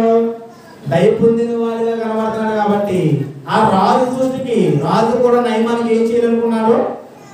సహాయము. ఎందుకంటే మరి ఎంతో కాలం నుంచి ఎంతో మంది దగ్గరికి వెళ్ళి తిరిగాడు. ఎవరు? నయమాన్. ఎంతమంది దగ్గరికి వెళ్ళి తిరిగినా అది నయం కానీ ఈ జబ్బుని ఇప్పుడు ఒక ప్రవక్త ఉన్న ప్రాంతం దగ్గరికి వెళ్తే నయం అవుతుందంటే ఇప్పుడు రాజు కూడా ఏం చేశాడో తెలుసా? ఆ అవతరణ ఇశ్రాయేలు రాజు పత్రికలు రాస్తూ నా సైన్యాధిపతి ఎక్కడికి వస్తున్నాడు? మీ ప్రాంతానికి వస్తున్నాడు. అతన్ని ఏదో రకంగా బాగు చేసి నా దగ్గరికి పంపించాలని ఒక పత్రికనే రాశాడు. ఎవరికి? ఇశ్రాయేలు రాజు. ఎవరు? సిరియా రాజు. ఎందుకంటే నయమాను ప్రస్తుతానికి రాజు దృష్టికి ఎలా కనపడుతున్నాడు? ధైర్యం పొందిన వాడిగా కనపడుతున్నాడు. కాబట్టి అతని వల్లే వాళ్ళకి యుద్ధంలో విజయం వచ్చింది. కాబట్టి ఇప్పుడు అతనికి హెల్ప్ చేస్తూ ఒక పత్రికను రాస్తాడు. ఇప్పుడు రాస్తున్న ఈ పత్రికలో చూడండి, ఇక్కడ 7వ వచనం చూడండి. ఏదో పత్రిక రాస్తే ఇశ్రాయేలు రాజు చూడండి, ఇతను చేస్తూ చూడండి, ఇతని కలగలు చూడండి ఒకసారి. ఇశ్రాయేలు రాజు ఈ పత్రికను చదివి వస్త్రములు చింపుకొని చంపుటకును బ్రతికించుటకును నేను ఒకరికి కలిగిన కుష్ఠ రోగమును మార్పుమని ఆ యుద్ధ వీరులను పంపుట ఏమి? నాతో కలహములకు కారణము అతడు ఎట్లు వెతుకుచున్నాడో మీరు ఆలోచించడానికి. చూడండి, ఈ లోపల మనవుడికి ఏమర్థమైంది? ఇశ్రాయేలు రాజుకి బాబు ఇశ్రాయేలు రాజు నువ్వేదో మ్యాజిక్ చేసి ఇతను కుష్టాన్ని మారిపోయినట్లు మనవుడికి అర్థమైంది. ఎవరికి? ఇతను మనస్తత్వం ఎలా ఉంది కాబట్టి దేవుడు ఏం చేసి ఎవరికి విజయం ఇచ్చాడు? ఇక్కడ ఆపోజిట్ లో ఉన్న సిరియా ప్రజలకి విజయం ఇచ్చాడు. ఎవరు? యెహోవాయే తన ప్రజలైన ఇశ్రాయేలు ప్రజలు ఇటువైపు ఉంటే వారికి మానేసి సిరియా ప్రజలకు ఎందుకు విజయాన్ని ఇచ్చాడు? అంతవరకు అర్థం కావట్లేదా?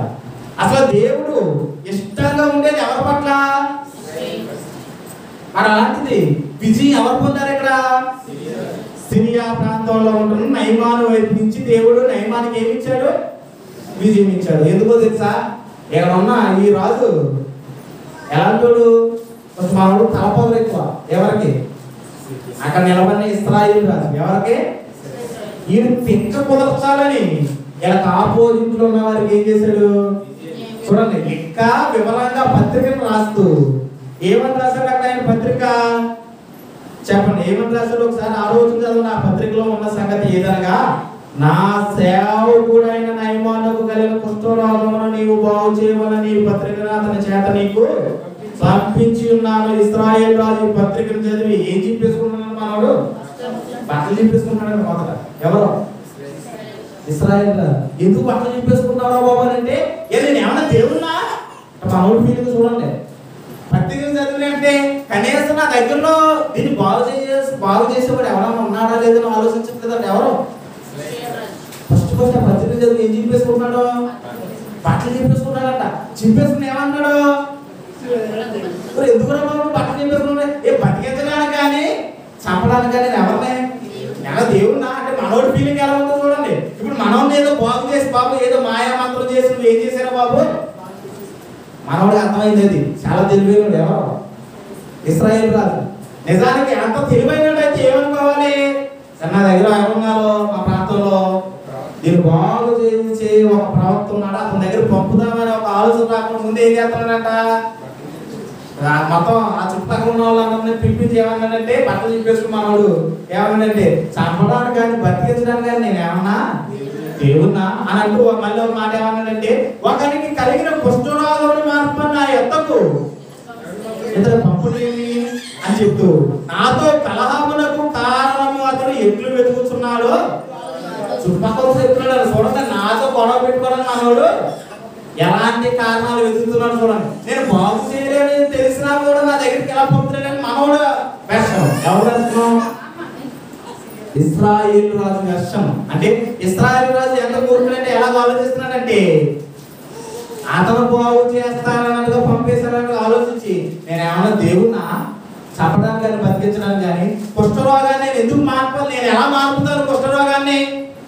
చూడండి, సిరియా రాజు నా మీదకి కలహాన్ని రేపడానికి ఏ కారణాన్ని వెతుకుతున్నారో చూడండి అని చుట్టుపక్కల చెప్తుంటే, ఈ లోపల ఆయన ఎంటర్ అయ్యాడు. ఎవరో? ప్రవక్త అయిన ఎలీషా. ఆ రోజుల్లో ప్రవక్త ఎవరు? ఎలీషా. ఈ ప్రవక్త నిజాన్ని చూడండి, ఆయన ఎంటర్ ఆయన ఏమన్నాడు ఇక్కడ ఎందుకు వచ్చాడు, ఇశ్రాయేలు తన వస్త్రమును చింపుకునే సంగతి దైవజనుడైన ఎలీషాకు వెలువడినప్పుడు, నీ వస్త్రముల్ని వెతుకు చింపుకుంటే ఇశ్రాయేలులో ప్రవక్త ఎవరు ఉన్నాడని అతను తెలియబడినట్లు అతను నా యొద్దకు రానివ్వని రాజులకు వర్తమానం చేసిన. చూడండి, ఎలీషా ప్రవక్త అన్నాడు, ఇప్పుడు బాబు ఇశ్రాయేలు రాజు నువ్వెందులో బట్టలు చింపేసుకుంటున్నావు?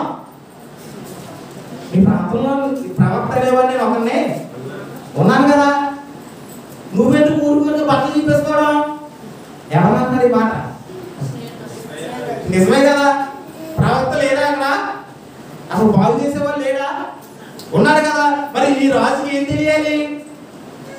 బాగు చేసేవాడు మా ప్రాంతంలో ఒక ప్రవక్త ఉన్నాడు, అతని దగ్గర పంపాలని తెలియడం మానేసి ఊరికి ఉన్న బట్టలు మాత్రం ఏం చేసేసుకుంటాడంట, చింపేసుకున్నాడంట. ఈ బట్టలు చింపేసుకుని ఎగురుతుంటే ఈ లోపల ఎలీషా ప్రవక్త అన్నాడు, నువ్వెందుకు రా బాబు బట్టలు చింపుకుంటున్నావు? నేను ఉన్నాను కదా ఇక్కడ, నేను అక్కడ ఉన్నాను కదా, నా యొద్దకు పంపు అలాంటి ఒక వర్తమానాన్ని పంపాలంటే ఎవరి దగ్గరికి? మన నిజమే కదా. మనోడి ఫీలింగ్ ఏంటో తెలుసా? ఇశ్రాయేలు రాజు ఫీలింగ్ ఇంకెవరో లేదు, ఇంక నేనే ఉన్నానన్న ఫీలింగ్ మనోడికి వచ్చేసిందేమో. తలపొగరు బాగా ఎక్కువైంది మనోడికి. ఏమనుకుంటున్నాడు, నా పుత్రం రాశాడేంటి, మరి రాజు రాకపోతే ఇంకెవరు రాస్తారు? ఏమని చెప్పండి. ఆ ప్రాంతంలో రాజు ఎవరు? అతను ఎలాగో పంపిస్తాడని నిజాన్ని చెప్పాలంటే ఆ అమ్మాయి చెప్పడం రాంగు కాదు, వీళ్ళు ఉత్తరం రాయడం రాంగు కాదు. ఇక్కడ అర్థం చేసుకునేవాడు ఎవరితో రాంగు? ఇశ్రాయేలు రాజు. ఏమని అర్థం చేసుకున్నాడు? అతన్ని ఏదో బాగు చేయమన్నట్టుగా అర్థం చేసుకుని మన ఊరికి బట్టలు చేసేసుకున్నాడంటే ఈ లోపల ఎలీషా ప్రవక్త ఎప్పుడైతే పంపమన్నాడు చూడండి, ఎలీషా దగ్గరికి ఇప్పుడు వెళ్తున్నాడు. నయమాన్ 9వ వచనం చదవండి ఒకసారి. 9వ వచనం. నయమాన్ గుర్రములతోనూ రథముతోనూ వచ్చి ఎలీషా ఇంటి ద్వారం ముందర నిలిచి ఉండగా, ఎలీషా నీవు యొర్దాను నదికి పోయి 7 మార్లు స్నానము చేయు, నీ ఒళ్ళు మరలా బాగా నీవు శుద్ధుడు వగుదు అని అతనితో చెప్పుటకు ఒక దూతను పంపినందుకు నయమాను కోపము తెచ్చుకొని తిరిగిపోయి ఇట్లా నేను అతడు నా యుద్ధకు వచ్చి నిలిచి తన దేవుడైన యెహోవా నామమును బట్టి తన చెయ్యి రోగముగా ఉన్న స్థలం మీద ఆడించి కుష్ఠరోగమును మార్పునని నేను అనుకుంటే చూడండి. మనోడు ఏమనుకుంటాడంట? ఎలీషా కూడా రాలేదంట. ఎవరు వెళ్తే ఏమండి ముగించేస్తున్నాం. ఎవరు వెళ్తే ఎలీషా రాలేదు? నయమాన్ అక్కడ వెళ్ళిందనుకుంటే ఎలీషా రాలేదంట. ఎలీషా ఒక దూతనంటే తన కింద ఒక ఎవరైతే శిష్యుడిగా పనిచేస్తున్నాడో ఒక శిష్యుని పంపాడంట. ఈ మాట ఎవరికి చెప్పడానికి? నయమాన్. ఏమని? యోర్దాను నదిలో ఎన్ని మార్లు ములుగు? 7 మార్లు ములిగితే నువ్వేమవుతావు? శుద్ధుడు అవుతావు, అంటే బాగుపరచబడతావు, నువ్వు స్వస్థపరచబడతావు అని చెప్తే దీనికి మనోడు పాపం తెచ్చుకుని మనోడు ఏమనుకుని వచ్చాడో తెలుసా నయమాను? ఆ వెంటనే అలాగానే ఎలీషా ప్రాప్తి వచ్చి నా చెయ్యి మీద ఇలా ఇలా మొత్తం మీద ఓమి కూర్చొని ఏదో మొత్తం మీద ఏదో ఒక మంత్రం అనేస్తే మొత్తం మీద ఏమైపోతుంది? ఏదో మాయ చేసి మంత్రం వేసి మొత్తం మీద నా చేతి మీద ఒకసారి అతను ఎలా చేయి పెడతారు ఏమైపోతే బాగైపోతుంది. మనోడు ఆలోచించేసుకుంటాడు ఎవరు? అందుకనే ఒక దూతను పంపి 7 మార్లు యోర్దాను నదిలో మనమంటే ఎదురేమన్నాడో పాపం తెచ్చుకుని నేనేదో ఇక్కడ దాకా ఎందుకు వచ్చానంటే ఎలీషా వచ్చి నా చెయ్యి మీద ఒకసారి 2-3 సార్లు ఎలా అనేసరికి నా ఏమైపోతే నాకున్న కుష్ఠరోగం పోతేమని నేను అనుకుంటే మనోడు ఏం చేస్తున్నాడు? ఏంటి యోర్దాను నదిలో బాగా నేను అని చెప్తూ ఒక మాట కింద ఒక మాట అన్నాడు. ఏమన్నా తెలుసా? మా ప్రాంతంలో రెండు నదుల పేర్లు చెప్పాడు చూడండి ఒకసారి. ఏమని? 12వ వచనం. దమస్కు నదులైన అబానాయును పర్పరును ఇశ్రాయేలు దేశంలోని నదులన్నిటికంటే శ్రేష్టమైనవిగా వాటిలో స్నానం చేసి శుద్ధి నదులైనా అని అనుకుని రౌద్రుడై తిరిగి వెళ్ళిపోయాడు. అయితే అతని దాసులలో ఒకడు వచ్చి నాయనా ఆ ప్రవక్త ఏదైనా ఒక గొప్ప కార్యము చేయమని నియమించిన యెడల నీవు చేయకుందువా?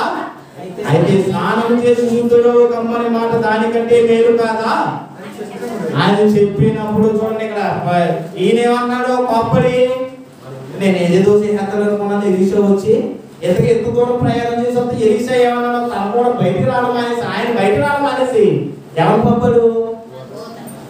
తన ఒక దూతను పంపి ఏమన్నాడు? వెళ్ళి ఎక్కడ స్నానం చేయాలి నేను? ఇతని ఫీలింగ్ ఏంటి? ఈ యోర్దానికంటే మా ప్రాంతం దమస్కు ప్రాంతంలో ఉన్న 2 నదులు అబానాయి పర్పరు అనే నదులే బాగా శ్రేష్టమైనవి కదా. ఇది ఇంకా దీని మీద పోల్చుకుంటే ఆ 2 నదులు ఎలా ఉంటాయి? ఇంకా చాలా స్వచ్ఛముగా చాలా అందంగా చాలా శుభ్రంగా ఉంటాయి కదా. అయ్యే బాగుంటాయి కదా. అలాంటి వాటిలో స్నానం చేయమన్నా బాగుండు. ఎక్కడ చేయమన్నాడు? యోర్దాను నదిలో స్నానం చేయమంటాడు. అని తిరిగి వెనక్కి వెళ్ళిపోతుంటే ఈ లోపల ఒక అతను అన్నాడు నయమాను ప్రజల్లో ఒకడు, అయ్యా నిన్ను ఏదైనా ఒక కార్యం ఒకవేళ నీ నిమిత్తం చేయమంటే నువ్వు చేయవా? ఆయన కేవలం ఏమన్నాడు?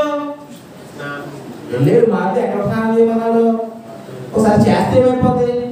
ఆయన చెప్పాడంటే ఊరికే చెప్పడు, అందులో ఏదో ఉండబట్టే చెప్తాడు. ఒకసారి వెళ్ళి చెయ్యొచ్చు కదా, నీకేం పోయింది అంటే సరే కదా. నయమాను ఎక్కడికి వెళ్ళాడు? యోర్దాను నదికి వెళ్ళి ఎన్నిసార్లు ములిగాడు?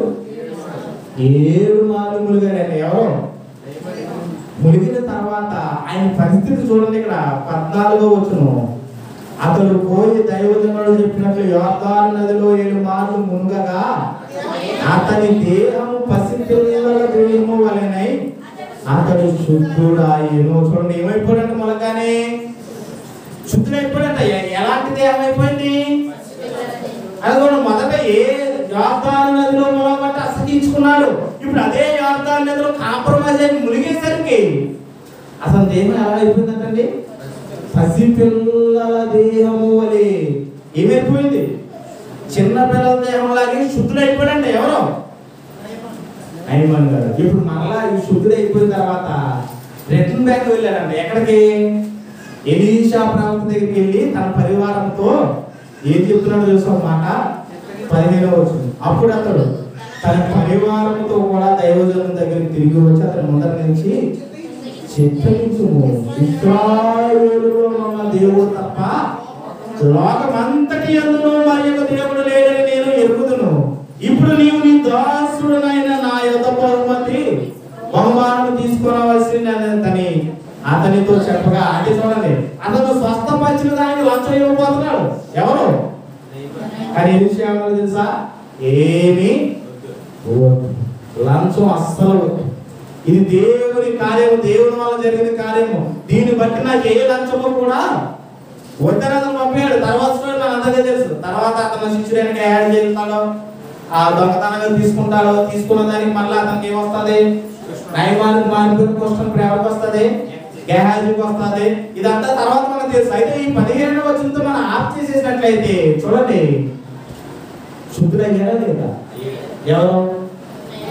నయమాను. ఎలా శుద్ధుడయ్యాడు? యోర్దాను నదిలో 7 మార్లు మునిగాడు. ఎలీషా ప్రవక్త చెప్పిన మాట ప్రకారం వెళ్ళాడు. వెళ్ళిన తర్వాత శుద్ధుడయ్యి ఇప్పుడు ఆయన వచ్చి పలికిన మాట ఏంటి? 15వ వచనంలో ఇశ్రాయేలులో ఏమని చెప్పాల్సింది? ఇశ్రాయేలులో ఉన్న దేవుడు తప్ప లోకం అంతటి యందును మరి యొక్క దేవుడు లేడని. చాలా బిగ్ స్టేట్మెంట్. ఎలాంటి బిగ్ స్టేట్మెంట్ అంటే, ఒక విధంగా చెప్పాలంటే నయమాన్ ఇశ్రాయేలులో ఉన్న దేవుడు అని అన్నాడైతే ఒక విధంగా నయమాన్ ఎవరు? అక్కడ అన్యుడు. ఎవరతను? ఒక అన్యుని నోటి నుంచి అలాంటి మాట వచ్చిందంటే అది కారణం ఎవరు? కారణం ఎవరు? దానికి చిన్నమ్మ. ఎవరో తెలుసా? మీరు ఎలీషా ప్రవక్త అనుకోవచ్చు, ఆయన యోర్దాను నదిని మొత్తమంది అనవచ్చు. కానీ నేనేమంటానో తెలుసా? దీన్ని అంతటికి యోర్దాను నది, ఎలీషా, వీళ్ళందరి మాటలు, వీళ్ళందరి పేర్లు చెప్పేంతకంటే ఆ చిన్నమ్మాయి కారణం ఈ మాట చెప్పడానికి. ఏ మాట? ఇప్పుడు నయమాను అలాంటి వాడు, సైన్యాధిపతి అయినటువంటి వాడు, అలాంటి వాడు వచ్చి ఇప్పుడు అన్యుడైన ఒకడు వచ్చి ఇశ్రాయేలు ప్రాంతానికి వచ్చి ఎలీషా ప్రవక్తను కలవడానికి, యోర్దాను నదిలో 7 మార్లు మునగడానికి, ఇశ్రాయేలును నమ్మే దేవుడు కంటే లోకమంతట మరి ఏ దేవుడు లేడు అనే మాట చెప్పడానికి ముఖ్య కారణం ఏంటో తెలుసా? అవునా కదా? నేను చెప్పండి, అవునా కదా? అమ్మాయి లేకపోతే ఇతని ప్రాంతానికి రాడు, ఎలీషాని కలవడం, ఏమండి యోర్దాను నదిలో 7 మార్లు మునగడం, మునిగిన తర్వాత శుద్ధుడై ఈ దేవుడు తప్ప మరే దేవుడు లోకమంతట్లో లేడు అనే స్టేట్మెంట్ ఇవ్వకూడదు. ఇదంతా జరగడానికి, ఈ విషయాలన్నీ జరగడానికి మూల కారణం ఎవరో తెలుసా? ఆ చిన్నది. ఎందుకో తెలుసా? ఆ చిన్నది ఎలాంటి కల్మషం లేకుండా, ఎలాంటి మనసులో పెట్టుకోకుండా నన్ను బలవంతంగా ఈ ప్రాంతాన్ని తీసుకొచ్చారు. తీసుకురావడమే కాకుండా నన్ను తీసుకొచ్చి ఇక్కడ ఏం చేస్తారు? పని మనిషిలాగా నాతో ఉపచారం చేస్తున్నారని ఆ థాట్స్ ఏమీ లేకుండా ఏం చెప్పింది? తన యజమానుడైన, తన ఏలినవాడైన నయమానికి ఎన్నో సంవత్సరాల నుంచి బాధపడుతున్న ఈ కుష్ఠరోగం ఎక్కడికైతే బాధపడుతుందో తెలుసా? సుమ్రోనులో మా ప్రాంతంలో ఒక ప్రవక్త ఉన్నాడు. ఆ ప్రవక్తను ఒకసారి కలిస్తే ఆయన చెప్పింది చెయ్యండి, ఖచ్చితంగా నా ఏలిన వాడు ఏమవుతాడు? ఇప్పటిదాకా ఎంతో మంది పెద్దలు, ఎంతో మంది సైన్యం, ఎంతో మంది రాజులతో తిరిగి ఉండొచ్చు. ఎవరు వాళ్ళెవ్వరూ ఇవ్వలేని ఒక ఐడియా, ఒక సలహా ఎవరిచ్చారు ఇక్కడ? కాబట్టి ఆశ్చర్యమా కాదా? పెద్ద పెద్దోళ్ళు ఇవ్వడం మనం చూసుకుంటాం, కానీ ఎలాంటి పెద్దోళ్ళు కాకుండా ఒక విధంగా చెప్పాలంటే ఒకానొక సమయంలో మన ఎవరైనా హిజ్కియా గారు ఒక భయంకరమైన రోగంతో బాధపడుతుంటే ఎవరయ్యా గోడతో తిరిగి ప్రార్థన చేయను ఒక విధంగా ఇలా సలహాలు వచ్చింది ఎవరు? ఎవరంటే ఆ టైంలో యెషయా ప్రవక్త. ఇప్పుడు ఇక్కడ ప్రవక్త కూడా కాదు, ఎవరి మాట చెప్పింది? చిన్న అమ్మాయి చెప్పిన దానికి నయమాను పరిగెట్టుకుని వెళ్ళిన తర్వాత అతను ఇచ్చిన స్టేట్మెంట్ ఏంటంటే ఒక అన్యుడి నోటి నుంచి వచ్చింది. నిజానికి ఆ అమ్మాయి చేసింది చిన్న పని కాదు. ఆ అమ్మాయి చెప్పిన ఒక్క సలహాకి ఒక అన్యుడి నోటి నుంచి ఏ మాట రప్పించిందో తెలుసా? మీరు నమ్మిన దేవుడు లోకమంతటా ఇంకెక్కడను. ఆ మాటను రప్పించగలిగింది ఎవరు? చిన్న అమ్మాయి. మరి మనం అర్థవంతంత కావట్లేదా? అసలు ఈ మాటలన్నీ నయమాను నోటి నుంచి రావడానికి ముఖ్య కారణం ఎవరో? ఆ చిన్నదే. నన్ను అడిగితే తీసుకెళ్ళారు కానీ బలవంతంగా చిన్నదాన్ని తీసుకెళ్ళడం మంచిదైంది. నయమాను తర్వాత మరి ఆ చిన్నదాన్ని ఎలా చూసాడో మనకు వివరంగా ఇక్కడ రాలేదు, కానీ తర్వాత చిన్నదాన్ని ఎంత అలాగా చూసుకుంటాడని నయమాను. ఎందుకంటే ఈరోజు అప్పుడప్పుడు మనం అంటూ ఉంటాం, ఏమండి మా ఇంట్లోకి ఇలాంటి రావడం కలిసి వచ్చిందండి. మా అమ్మాయి లేకపోతే కొంతమంది అంటూ ఉంటారు పిల్లల్ని పట్టుకొని, ఏమండి మా అమ్మాయి పుట్టిన తర్వాత నాకు కలిసి వచ్చింది, ఏమండి మా అమ్మాయి పుట్టిన తర్వాత మా జీవితంలోకి వెలుగు వచ్చిందంటే అప్పుడు దాకా సేకరణ ఉన్నారనా? అందరూ అన్నారు అప్పుడు దాకా సేకరణ ఉన్నారన్నా? కాదు. ఆ అమ్మాయి అబ్బాయి వచ్చిన తర్వాత ఆ కుటుంబంలోకి ఏమొచ్చిందని వారి జీవితంలోకి? అప్పుడు వరకు ఉన్న జీవితాలు వేరు, వాళ్ళు పుట్టిన తర్వాత వారి జీవితాలు వేరు. చక్కగా అభివృద్ధి చెందారు. వారు పుట్టక ముందు వేరేలాగా ఉంది, వారు పుట్టిన తర్వాత అందులో అప్పుడప్పుడు అంటూ ఉంటారు మాట వరుస ఏమని, మా అమ్మాయి నాకు బాగా కలిసి వచ్చిందని, మా అమ్మాయి పుట్టినాక లేదా మా అబ్బాయి పుట్టిన తర్వాత నాకు బాగా. ఇప్పుడు నయమని ఏమంటారు తెలుసా? ఈ అమ్మాయిని తీసుకొచ్చిన తర్వాత నాకు కలిసి వచ్చింది. ఎవరో నయమని. ఎందుకని? పెద్ద పెద్ద వాళ్ళే చెప్పలేదు విషయాన్ని, ఒక చిన్న అమ్మాయి చెప్పింది. ఎవరికి? ఇప్పుడు ఆ చిన్న అమ్మాయి నయమాన్ నోటి నుంచి ఏమని తీసుకొచ్చింది? ఈ దేవుడు అంతటి వాడు లోకం అంతటా ఎక్కడా లేడు. మరి మనం ఎవరన్నా అలా చేయగలుగుతున్నావా?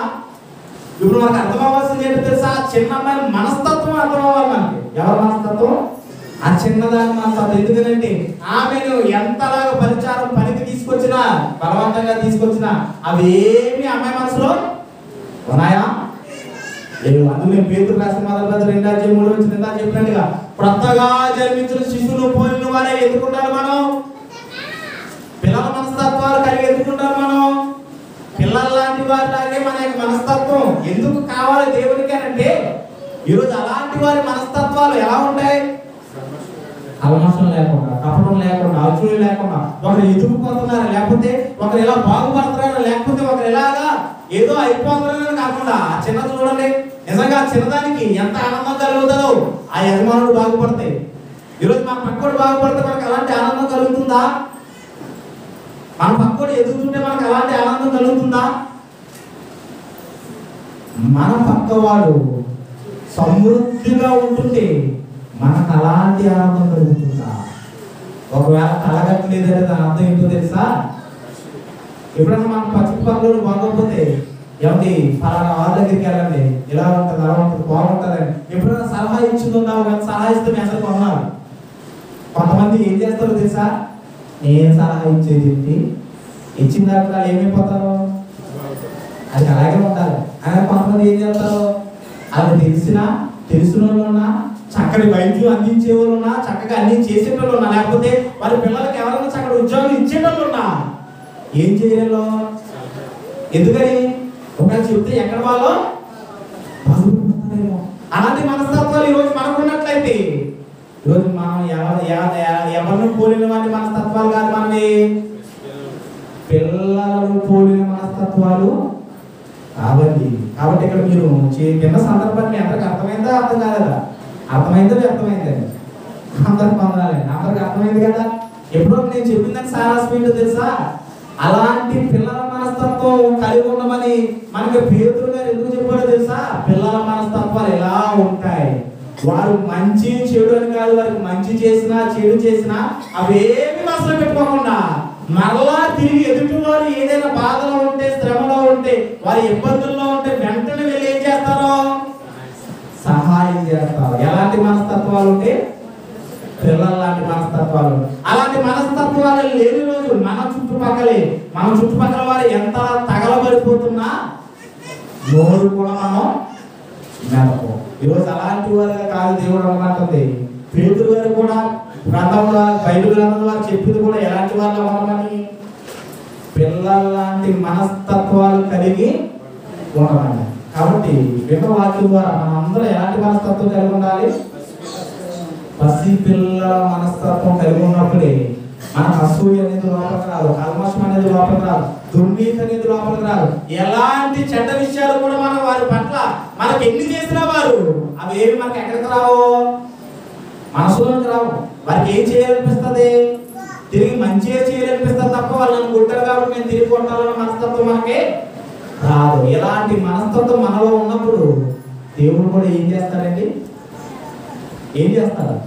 నేను ఎవరు ఆప్ చేయలేరు. ఎక్కడికి వెళ్ళడానికి? పరలోకానికి వెళ్ళడానికి. దేవుడికి కావాల్సింది కూడా అదే.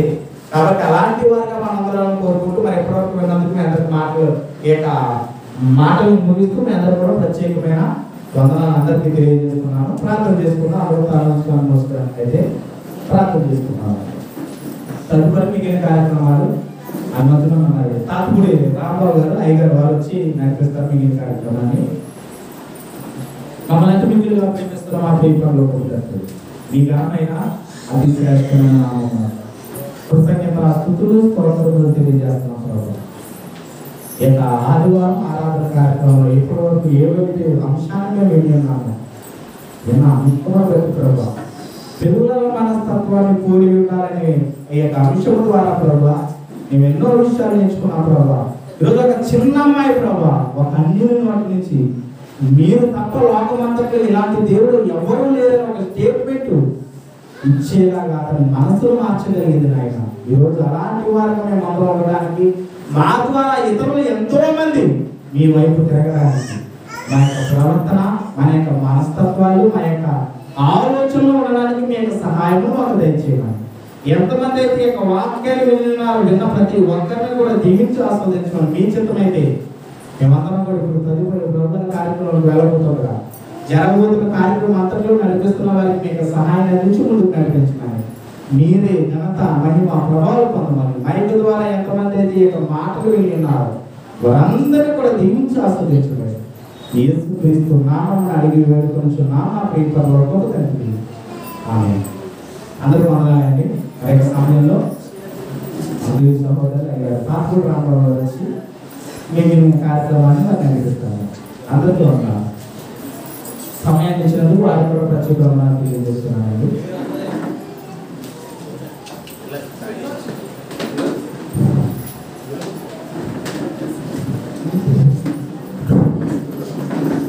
చక్కగా సంబంధించిన దాఖలకు చూడండి. ప్రబోధ కార్యక్రమాలు చూడండి.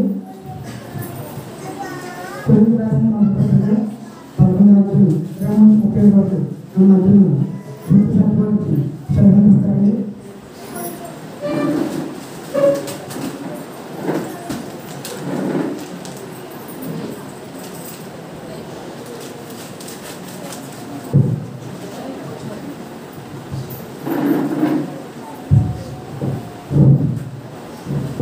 ముందుగా దేవునికి ప్రతిమని అలాగే అవసరం ఐదరికి మూడు సంస్థలు తీసుకున్నాను బట్టి ప్రత్యేకంగా ఉందండి.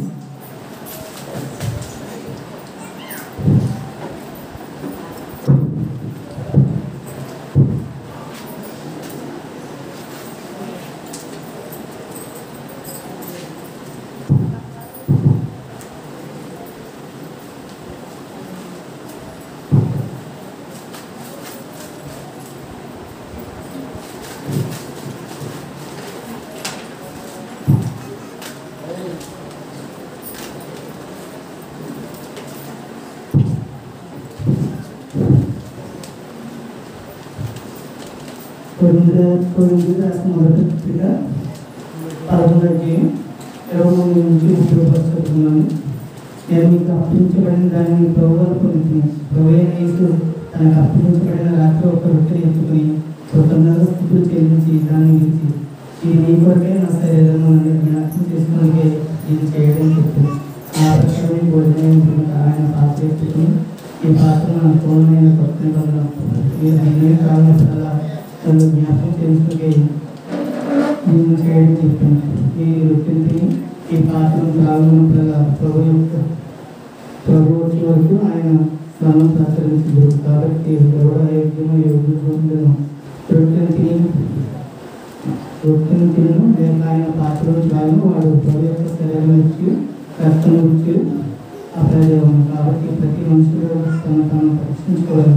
అలాగా చేసి అర్జునుడు నా పాత్రను త్రాగవాలి. ప్రభు శరీరం నివసించక నేను త్రాగవాడు తనకు శిక్ష కలిగితే తిరిగి తాగుతున్నారు. ఈ వల్ల మీలో అనేకులు అర్జునుడు రోగులై ఉన్నారు. చాలా మంది నిర్మించున్నారు. అయితే మనం నిజంగా తీసుకోవాలి. వాకింగ్ చదివించిన ప్రభుత్వ ప్రశ్నలు ప్రవేశ కోసం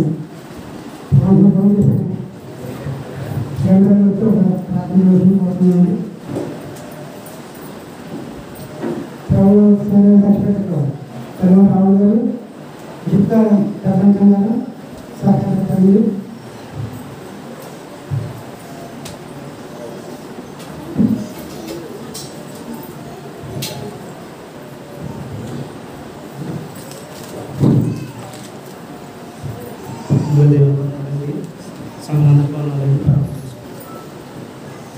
ప్రేమ తండ్రి దేవుని ప్రభు మీ యొక్క ఘనమైన నామానికి వేలాది వందనాలు తండ్రి. కృతజ్ఞతలు స్తుతులు స్తోత్రాలు.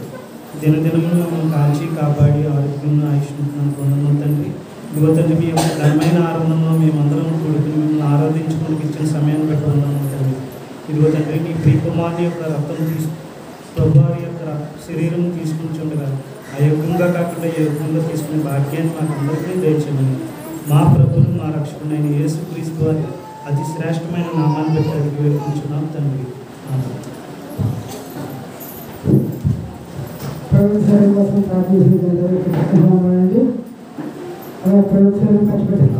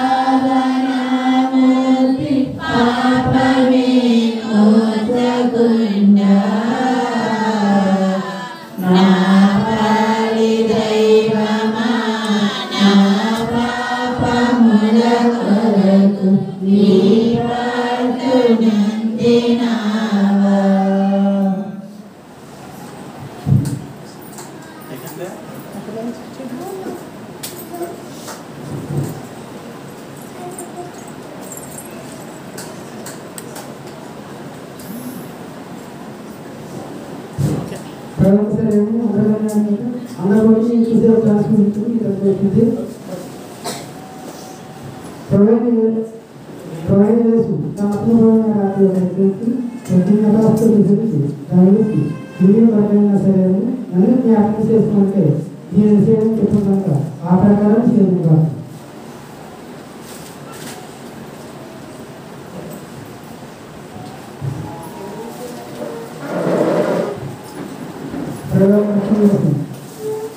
నేను ప్రార్థన చేస్తుంది పంచిపెట్టుకో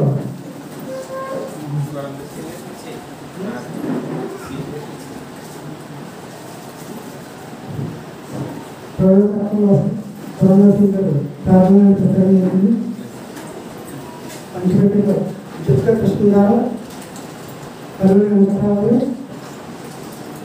కరువు రామకృష్ణ ముగ్గురు సహకరించండి.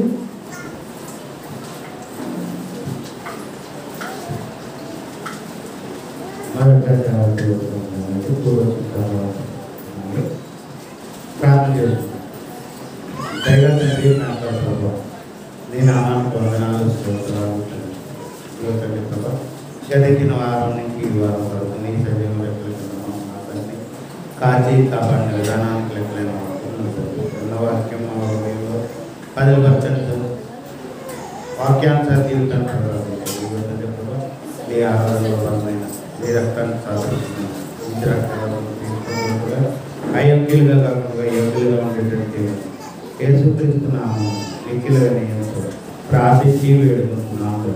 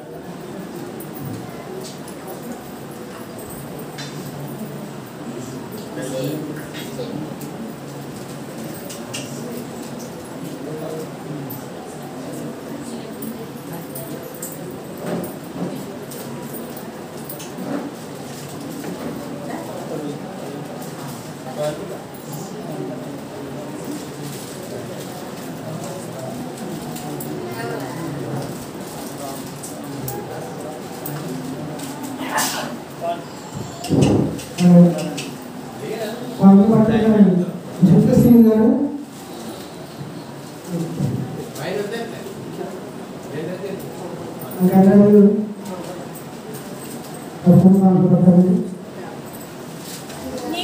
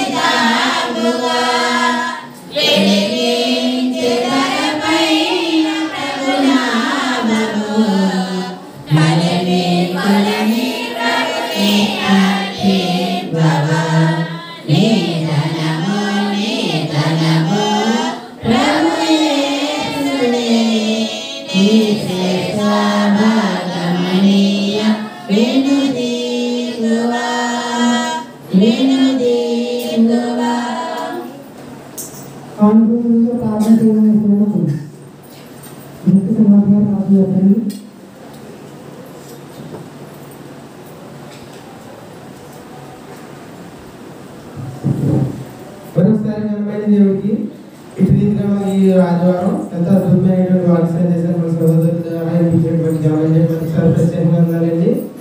ఎంతో అద్భుతమైనటువంటి వాక్యం చేశారు. నాకు అర్థమయ్యే రీతి చెప్పినటువంటి సహోదరులు కూడా ప్రత్యేకంగా ఉండాలండి. మళ్ళీ ఆలోచించిన నామలు కూడా ప్రత్యేకంగా దేశ సందర్భంలో ఆలోచించినట్లయితే ఇవన్నీ కాన్ఫిడెన్స్ ప్రార్థన చేసుకున్నామండి. సర్వశక్తిమంతుడు సర్వలోకానికి కనుగొనగలిగినటువంటి మా ప్రియ పాల్గొంటారు. నేను ఘనమైన అతి శ్రేష్టమైన మీ నామాలు పొందాలండి. తండ్రి గతించిన ఆదివారం నుంచి ఆదివారం వరకు మీ యొక్క సజీవుగా రక్షించాలన్న మీ అతిథేయమైన కృపను బట్టి మమ్మల్ని అందరినీ సజీవులకు ఉంచండి. ఇటు రీతిగా ఈ ఉదయకాల సమయంలో మీ సన్నిధిలో మీ సన్నిధానవర్తనగా మమ్మల్ని అందరినీ నిలబెట్టండి. ఎంతో అద్భుతమైనటువంటి వాక్య సందేశాన్ని నాకు వినిపించారు తండ్రి. ఇదిగైనా ఎన్నటువంటి వాక్యం తండ్రి కేవలం విని విడిచిపెట్టేవారుగా కాకుండా తండ్రి ఈ వాక్యాన్ని మా హృదయంలో భద్రపరుచుకుని ఇంకొక మంచి పరివారంగా ఉండే భాగ్యాన్ని దయచేయండి తండ్రి. ఇదిగో తండ్రి మీ పిల్లలు తమ కష్టార్జితం నుంచి కొంత ధనాన్ని మీ సేవ కొరకు మీ పని కొరకు ఇచ్చారు తండ్రి. ఇచ్చిన పర్యాస్తాన్ని దీవించిన తండ్రి మీ చిత్తమైతే తండ్రి ఈ కానుకలు మీ మహిమాత్మే వాడబడుతుంది. ఈ రోజు ఈ ఆదివారం కార్యక్రమంలో ఆరాధన కార్యక్రమం ఆరంభించినంత వరకు మీకే మహిమాత్మంగా జరిగినట్లు ఈ ప్రార్థన మనలో త్వరలో మా అక్కడికి రానున్నటువంటి పరిశుద్ధుడైనటువంటి యేసుక్రీస్తు ప్రభువు అడిగి వేడుకుంటున్నాం కలదండి.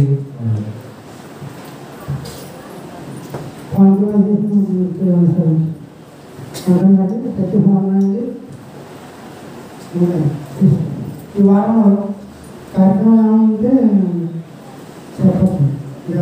ఉన్నాయని కార్యక్రమం ఏమన్నా పెట్టినంటే చెప్పచ్చు.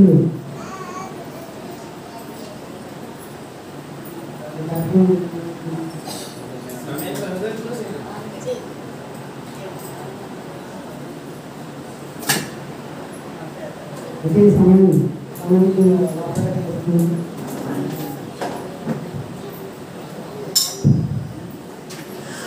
మరికొరకు ఈ యొక్క కార్యక్రమాన్ని చక్కగా నడిపించిన మా ప్రియులు తాతపూడి రాంబాబు గారికి ప్రభు పేరున యొక్క ప్రత్యేక వందనాలు వారికి తెలియజేసుకున్నానండి.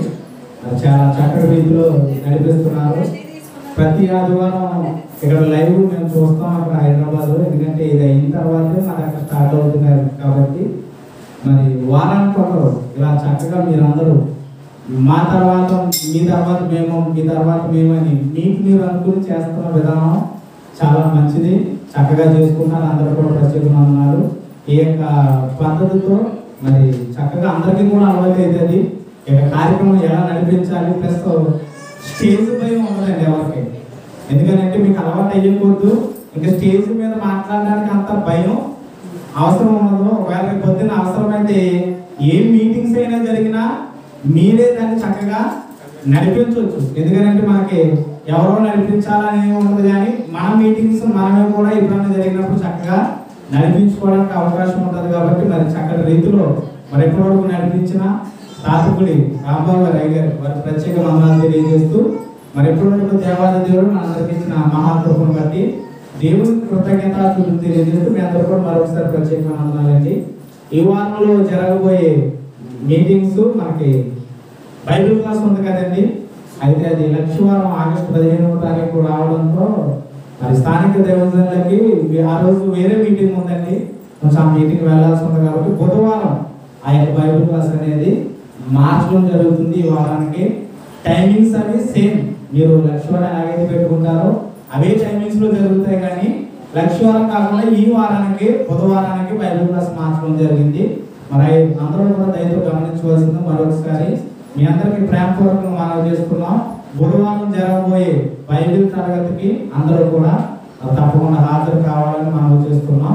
మరి యొక్క సమయంలో అందరూ లేచి నిలబడినట్లయితే ముగింపు ప్రార్థన చేసుకుందాం. దానికంటే ముందుగా మా కుటుంబం నుంచి మా అమ్మగారికి కూడా కొంచెం అనారోగ్యంగా ఉంది. వారి కొరకు మీ అందరూ ప్రార్థనలో జ్ఞాపకం చేసుకోండి. వారు దగ్గర 4 రోజుల నుంచి వారికి సెలైన్లు రోజుకి 3-4 సెలైన్లు ఎక్కుతున్న వారికి డెంగ్యూ ఫీవర్ ప్లస్ ప్లేట్లెట్స్ పడిపోయాయండి. వారికి దాదాపు 3 రోజుల క్రితం అయితే 1,40,000 ఉండాలి. అవే తక్కువ అనుకుంటే నేను టెస్ట్ చేస్తే 40,000 పడిపోయినాయి. అవి 1,00,000 ఒకసారిగా పడిపోయి 40,000 మాత్రం ఉన్నాయండి ప్లేట్లెట్స్. అది చాలా నీరసమయ్యారు. మరి మీరు మాకు చేయాల్సిన సాయం ఏంటంటే ప్రార్థన. మీ ప్రార్థన చాలా గొప్పది, సంఘ ప్రార్థన. ఈ సంఘ ప్రార్థన ద్వారా ఎంతో మంది స్వస్థపరచబడ్డారు. ఏవో తీసుకోవడం వల్ల, లేకపోతే ఎవరో చేయడం వల్ల, ఖర్చు చేయడం వల్ల, కబుర్లను రాయడం వల్ల కాదు, కానీ సంఘ ప్రార్థన వల్లనే స్వస్థత అనేది జరుగుతుంది. ఎందుకంటే ఈరోజు ప్రార్థనకున్న శక్తి అలాంటిది. కాబట్టి ఈరోజు మాకు కావాల్సిందల్లా ఏంటంటే మీ అందరి ప్రార్థన కావాలి. మరి మా అమ్మగారు చక్కగా ఆవిడ కోసం మీకు తెలుసు, ఆవిడ చిన్న బలహీనత వచ్చినా ఇప్పుడు కూడా ఆ బలహీనతకి లొంగకుండా ఎప్పుడు ఆవిడ పైన ఆవిడే చేసుకుంటుంది. ఎంత పైన అలాగే చేసుకుంటారు తప్ప బలహీనతను పక్కన పెట్టి. మరి అలాంటి ఆవిడ 3 రోజుల నుంచి మాకు కూడా హైదరాబాద్లో మేము కూడా చెప్పలేదు, మాకు కూడా కంగారు పడతామేమో అని. మన నుంచి 2 రోజుల నుంచి నేను ఫోన్ చేస్తున్నా, మెసేజ్ పెడుతున్నా, ఆవిడ రెస్పాండ్ అవ్వట్లేదు. ఇంకెలా కాదని మళ్ళీ చేసేసరికి లోపల మా నాన్నగారు అది లిఫ్ట్ చేసి అప్పుడు ఆయన చెప్పారు, లేకపోతే మాకు ఎవరికి తెలియదు. అయితే మరి నిన్న ఉదయం రావడం జరిగింది, నేను మనోరంజన గారు. మరి ఆవిడ బలహీనత కొరకు మీ అందరూ అందరి ప్రార్థనలు జ్ఞాపకం చేసుకోండి. దేవుడు వారికి చక్కటి ఆరోగ్యాన్ని దయచేయాలన్నా. ఈ రోజు కూడా మరి రెస్ట్ తీసుకోమన్నారు, కానీ వచ్చేస్తామని రెడీ అయిపోతున్నారు. ఇందాక నేను వచ్చేసరికి మరి దేవుడు బలాన్ని ఇస్తే మరి చక్కగా వారు వచ్చి మరి సన్నిధిలో ఈరోజు కూర్చుంటారు. కాబట్టి మీ అందరూ అందరి ప్రార్థనలో వారి కొరకు జ్ఞాపకం చేసుకోండి. అలాగే అందరి కుటుంబాల కొరకు కూడా మీ అందరి ప్రార్థనలు జ్ఞాపకం చేసుకోండి. ముగి ప్రార్థన చేసుకున్నా చిన్న కీర్తన పాడుకుని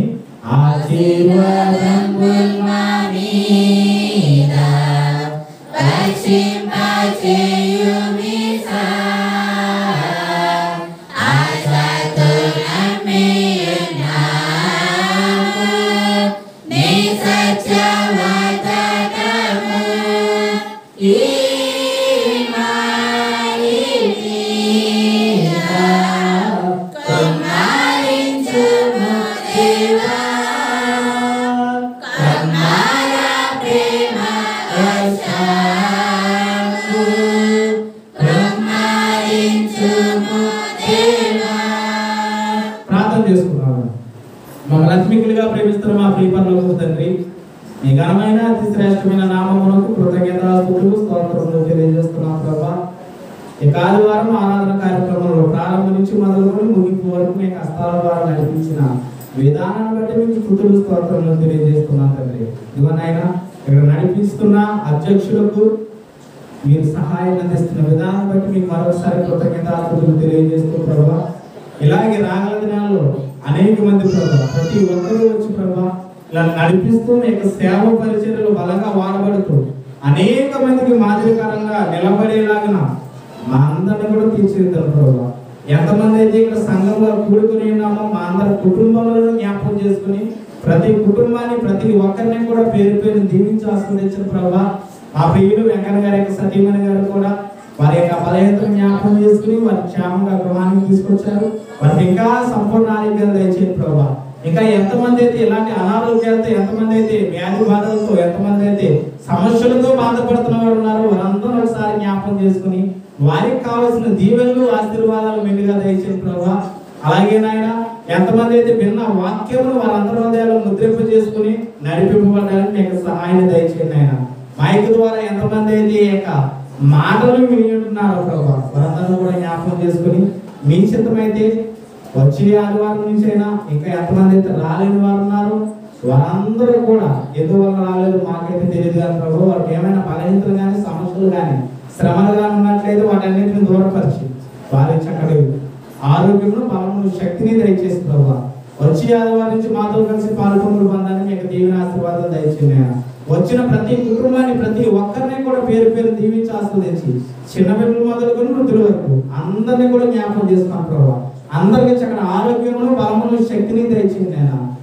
ఈ యొక్క బుధవారం జరగబోతున్న బైబిల్ తరగతులను వచ్చే ఆదివారం ఆరాధన కార్యక్రమంలో ఇదే విధంగా మీ యొక్క సహాయం మాకు అనుగ్రహింపజేయమని ఇప్పుడు మేము మా గృహాలకు మేము అందరం కూడా తిరిగి వెళ్ళబోతున్నాం కదా మా అందరి రాకపోలేదు మీ యొక్క సహాయం అందించి ఎవరు ఏ గమ్యానికి అయితే వెళ్ళాలనుకున్నారో ఆ గమ్యానికి వారందరినీ కూడా క్షేమంగా చేర్చమని మీరే ఘనత మహిమ ప్రభావం పొందమని యేసుక్రీస్తు నామమున అడిగి వేడుకొనుచున్నాం మా ప్రియ ప్రభువు తండ్రి ఆమేన్. తండ్రి అయిన దేవుని ప్రేమ కుమారుడైన యేసుక్రీస్తు వారి యొక్క కృప పరిశుద్ధాత్మ యొక్క అన్యోన్య సహవాసం ఇప్పుడు ఎల్లప్పుడూ ఇక్కడ ఉన్న మా అందరికీ ఆయన బిడ్డలందరికీ సదాకాలం వారి కృప నిత్యము మా అందరికీ తోడైనగాక.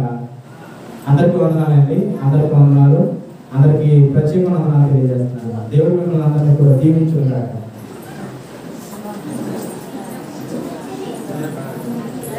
Ada